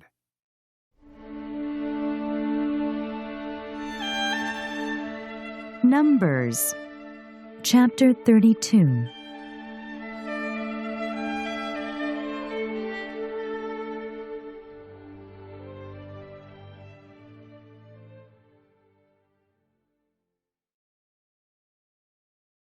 The Transjordan tribes. The Reubenites and Gadites, who had very large herds and flocks, saw that the lands of Jazer and Gilead were suitable for livestock. So they came to Moses and Eleazar the priest and to the leaders of the community and said, "Ataroth, Dibon, Jazer, Nimrah, Heshbon, Elealeh, Sebam, Nebo, and Baon, the land the Lord subdued before the people of Israel, are suitable for livestock, and your servants have livestock. If we have found favor in your eyes," they said, "let this land be given to your servants as our possession. Do not make us cross the Jordan." Moses said to the Gadites and Reubenites, "Shall your countrymen go to war while you sit here? Why do you discourage the Israelites from going over into the land the Lord has given them? This is what your fathers did when I sent them from Kadesh Barnea to look over the land. After they went up to the valley of Eshcol and viewed the land, they discouraged the Israelites from entering the land the Lord had given them. The Lord's anger was aroused that day, and he swore this oath: because they have not followed me wholeheartedly, not one of the men 20 years old or more who came up out of Egypt will see the land I promised on oath to Abraham, Isaac, and Jacob. Not one except Caleb, son of Jephunneh, the Kenizzite, and Joshua, son of Nun, for they followed the Lord wholeheartedly. The Lord's anger burned against Israel, and he made them wander in the desert 40 years, until the whole generation of those who had done evil in his sight was gone. And here you are, a brood of sinners, standing in the place of your fathers, and making the Lord even more angry with Israel. If you turn away from following him, he will again leave all this people in the desert, and you will be the cause of their destruction." Then they came up to him and said, "We would like to build pens here for our livestock and cities for our women and children, but we are ready to arm ourselves and go ahead of the Israelites until we have brought them to their place. Meanwhile, our women and children will live in fortified cities for protection from the inhabitants of the land. We will not return to our homes until every Israelite has received his inheritance. We will not receive any inheritance with them on the other side of the Jordan, because our inheritance has come to us on the east side of the Jordan."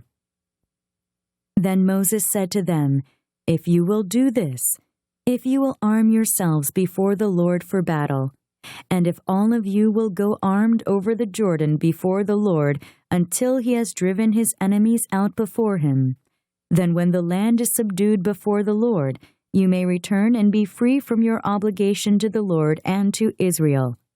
And this land will be your possession before the Lord. But if you fail to do this, you will be sinning against the Lord, and you may be sure that your sin will find you out. Build cities for your women and children, and pens for your flocks, but do what you have promised." The Gadites and Reubenites said to Moses, "We, your servants, will do as our Lord commands.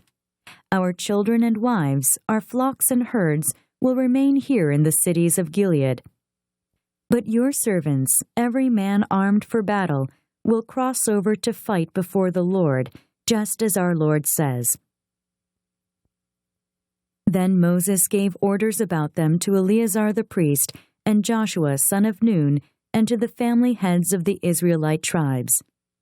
He said to them, "If the Gadites and Reubenites, every man armed for battle, cross over the Jordan with you before the Lord, then when the land is subdued before you, give them the land of Gilead as their possession.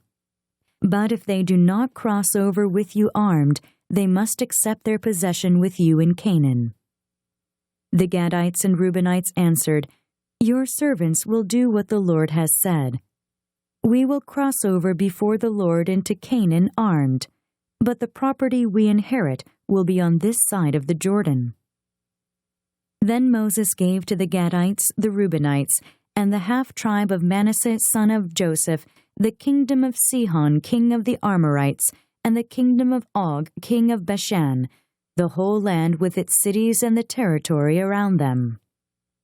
The Gadites built up Dibon, Ataroth, Aroer, Atroth-Shophan, Jazer, Jogbehah, Beth-Nimrah, and Beth-Haran as fortified cities, and built pens for their flocks. And the Reubenites rebuilt Heshbon, Elealeh, and Kiriathaim, as well as Nebo and Baal-Meon. These names were changed, and Sibmah. They gave names to the cities they rebuilt. The descendants of Machir, son of Manasseh, went to Gilead, captured it, and drove out the Amorites who were there. So Moses gave Gilead to the Machirites, the descendants of Manasseh, and they settled there. Jair, a descendant of Manasseh, captured their settlements and called them Havoth-Jair. And Nobah captured Kenath and its surrounding settlements, and called it Nobah after himself.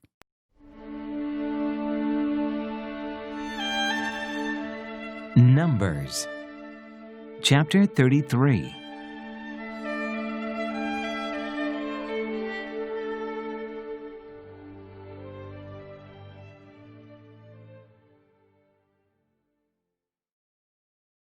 Stages in Israel's journey. Here are the stages in the journey of the Israelites when they came out of Egypt by divisions under the leadership of Moses and Aaron. At the Lord's command, Moses recorded the stages in their journey. This is their journey by stages. The Israelites set out from Ramses on the 15th day of the first month, the day after the Passover. They marched out boldly in full view of all the Egyptians who were burying all their firstborn, whom the Lord had struck down among them, for the Lord had brought judgment on their gods. The Israelites left Ramses and camped at Succoth. They left Succoth and camped at Etham, on the edge of the desert. They left Etham, turned back to Pi-hahiroth, to the east of Baal-Zephon, and camped near Migdol. They left Pi-hahiroth and passed through the sea into the desert, and when they had traveled for 3 days in the desert of Etham, they camped at Marah. They left Marah and went to Elim, where there were 12 springs and 70 palm trees, and they camped there. They left Elim and camped by the Red Sea. They left the Red Sea and camped in the desert of Sin. They left the desert of Sin and camped at Dophkah. They left Dophkah and camped at Alush. They left Alush and camped at Rephidim, where there was no water for the people to drink. They left Rephidim and camped in the desert of Sinai. They left the desert of Sinai and camped at Kibroth-Hattaavah. They left Kibroth-Hattaavah and camped at Hazeroth. They left Hazeroth and camped at Rithmah. They left Rithmah and camped at Rimmon-Perez. They left Rimmon-Perez and camped at Libnah. They left Libnah and camped at Rissah. They left Rissah and camped at Kehelathah. They left Kehelathah and camped at Mount Shepher. They left Mount Shepher and camped at Haradah. They left Haradah and camped at Mekheloth. They left Mekheloth and camped at Tahath. They left Tahath and camped at Terah. They left Terah and camped at Mithkah. They left Mithkah and camped at Hashmonah. They left Hashmonah and camped at Moseroth. They left Moseroth and camped at Ben-Jaakan. They left Ben-Jaakan and camped at Hor-Haggidgad. They left Hor-Haggidgad and camped at Jotbathah. They left Jotbathah and camped at Abronah. They left Abronah and camped at Ezon-Geber. They left Ezon-Geber and camped at Kadesh in the desert of Zin. They left Kadesh and camped at Mount Hor on the border of Edom. At the Lord's command, Aaron the priest went up Mount Hor, where he died on the first day of the 5th month of the 40th year after the Israelites came out of Egypt. Aaron was 123 years old when he died on Mount Hor. The Canaanite king of Arad, who lived in the Negev of Canaan, heard that the Israelites were coming. They left Mount Hor and camped at Zalmunna. They left Zalmunna and camped at Punon. They left Punon and camped at Oboth. They left Oboth and camped at Abarim, on the border of Moab. They left Eyam and camped at Dibon-Gad. They left Dibon-Gad and camped at Almon-Diblathaim. They left Almon-Diblathaim and camped in the mountains of Abarim, near Nebo. They left the mountains of Abarim and camped on the plains of Moab by the Jordan across from Jericho. There on the plains of Moab, they camped along the Jordan from Beth-Jeshimoth to Abel-Shittim. On the plains of Moab by the Jordan across from Jericho, the Lord said to Moses, "Speak to the Israelites and say to them, when you cross the Jordan into Canaan, drive out all the inhabitants of the land before you. Destroy all their carved images and their cast idols, and demolish all their high places. Take possession of the land and settle in it, for I have given you the land to possess. Distribute the land by lot according to your clans. To a larger group give a larger inheritance, and to a smaller group a smaller one. Whatever falls to them by lot will be theirs, distributed according to your ancestral tribes. But if you do not drive out the inhabitants of the land, those you allow to remain will become barbs in your eyes and thorns in your sides. They will give you trouble in the land where you will live. And then I will do to you what I plan to do to them."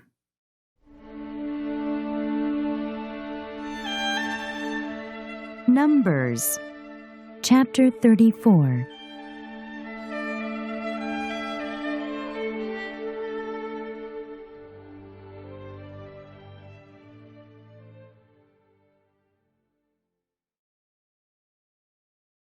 Boundaries of Canaan. The Lord said to Moses, "Command the Israelites and say to them, when you enter Canaan, the land that will be allotted to you as an inheritance will have these boundaries. Your southern side will include some of the desert of Zin along the border of Edom. On the east, your southern boundary will start from the end of the Salt Sea, cross south of Scorpion Pass, continue on to Zin, and go south of Kadesh Barnea. Then it will go to Hazar Adar and over to Asmon, where it will turn, join the Wadi of Egypt, and end at the sea. Your western boundary will be the coast of the Great Sea. This will be your boundary on the west. For your northern boundary, run a line from the Great Sea to Mount Hor, and from Mount Hor to Lebo Hamath. Then the boundary will go to Zedad, continue to Ziphron, and end at Hazar Enan. This will be your boundary on the north. For your eastern boundary, run a line from Hazar Enan to Shephem. The boundary will go down from Shephem to Riblah on the east side of Ain, and continue along the slopes east of the Sea of Kinnereth. Then the boundary will go down along the Jordan and end at the Salt Sea. This will be your land, with its boundaries on every side. Moses commanded the Israelites, Assign this land by lot as an inheritance. The Lord has ordered that it be given to the 9.5 tribes, because the families of the tribe of Reuben, the tribe of Gad, and the half-tribe of Manasseh have received their inheritance. These 2.5 tribes have received their inheritance on the east side of the Jordan of Jericho, toward the sunrise.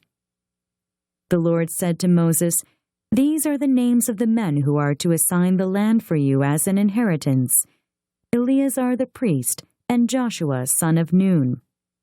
And appoint one leader from each tribe to help assign the land.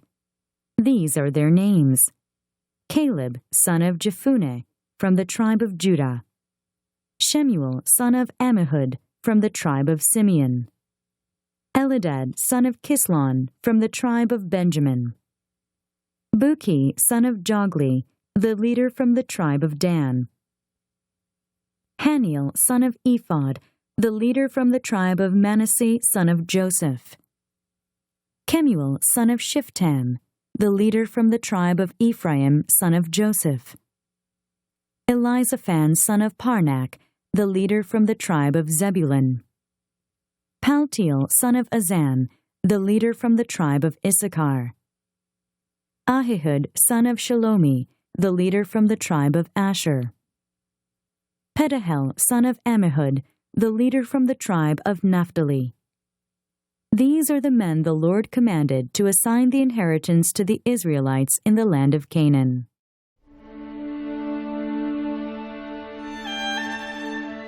Numbers chapter 35.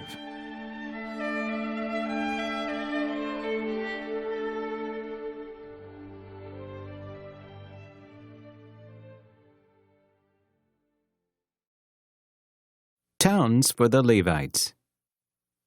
On the plains of Moab, by the Jordan, across from Jericho, the Lord said to Moses, "Command the Israelites to give the Levites towns to live in from the inheritance the Israelites will possess, and give them pasture lands around the towns. Then they will have towns to live in, and pasture lands for their cattle, flocks, and all their other livestock. The pasture lands around the towns that you give the Levites will extend out 1,500 feet from the town wall. Outside the town measure 3,000 feet on the east side, 3,000 on the south side, 3,000 on the west, and 3,000 on the north, with the town in the center. They will have this area as pasture land for the towns." Cities of refuge. 6 of the towns you give the Levites will be cities of refuge, to which a person who has killed someone may flee. In addition, give them 42 other towns. In all, you must give the Levites 48 towns, together with their pasture lands. The towns you give the Levites from the land the Israelites possess are to be given in proportion to the inheritance of each tribe. Take many towns from a tribe that has many, but few from one that has few. Then the Lord said to Moses, "Speak to the Israelites and say to them, when you cross the Jordan into Canaan, select some towns to be your cities of refuge, to which a person who has killed someone accidentally may flee. They will be places of refuge from the avengers, so that a person accused of murder may not die before he stands trial before the assembly. These 6 towns you give will be your cities of refuge. Give 3 on this side of the Jordan and 3 in Canaan as cities of refuge. These 6 towns will be a place of refuge for Israelites, aliens, and any other people living among them, so that anyone who has killed another accidentally can flee there. If a man strikes someone with an iron object so that he dies, he is a murderer. The murderer shall be put to death. Or if anyone has a stone in his hand that could kill, and he strikes someone so that he dies, he is a murderer. The murderer shall be put to death. Or if anyone has a wooden object in his hand that could kill, and he hits someone so that he dies, he is a murderer. The murderer shall be put to death. The avenger of blood shall put the murderer to death. When he meets him, he shall put him to death. If anyone with malice aforethought shoves another or throws something at him intentionally so that he dies, or if in hostility he hits him with his fist so that he dies, that person shall be put to death. He is a murderer. The avenger of blood shall put the murderer to death when he meets him. But if without hostility someone suddenly shoves another or throws something at him unintentionally, or without seeing him drops a stone on him that could kill him and he dies, then since he was not his enemy, and he did not intend to harm him, the assembly must judge between him and the avenger of blood according to these regulations. The assembly must protect the one accused of murder from the avenger of blood and send him back to the city of refuge to which he fled. He must stay there until the death of the high priest who was anointed with the holy oil. But if the accused ever goes outside the limits of the city of refuge to which he has fled, and the avenger of blood finds him outside the city, the avenger of blood may kill the accused without being guilty of murder. The accused must stay in his city of refuge until the death of the high priest. Only after the death of the high priest may he return to his own property. These are to be legal requirements for you throughout the generations to come wherever you live. Anyone who kills a person is to be put to death as a murderer only on the testimony of witnesses. But no one is to be put to death on the testimony of only one witness. Do not accept a ransom for the life of a murderer who deserves to die. He must surely be put to death. Do not accept a ransom for anyone who has fled to a city of refuge, and so allow him to go back and live on his own land before the death of the high priest. Do not pollute the land where you are. Bloodshed pollutes the land. An atonement cannot be made for the land on which blood has been shed, except by the blood of the one who shed it. Do not defile the land where you live, and where I dwell, for I, the Lord, dwell among the Israelites.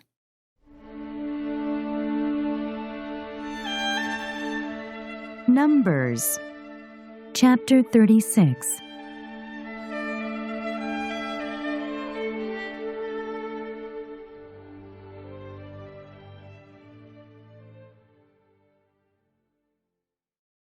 Inheritance of Zelophehad's daughters. Chapter 36. The family heads of the clan of Gilead, son of Machir, the son of Manasseh, who were from the clans of the descendants of Joseph, came and spoke before Moses and the leaders, the heads of the Israelite families. They said, "When the Lord commanded my Lord to give the land as an inheritance to the Israelites by lot, He ordered you to give the inheritance of our brother Zelophehad to his daughters. Now suppose they marry men from other Israelite tribes.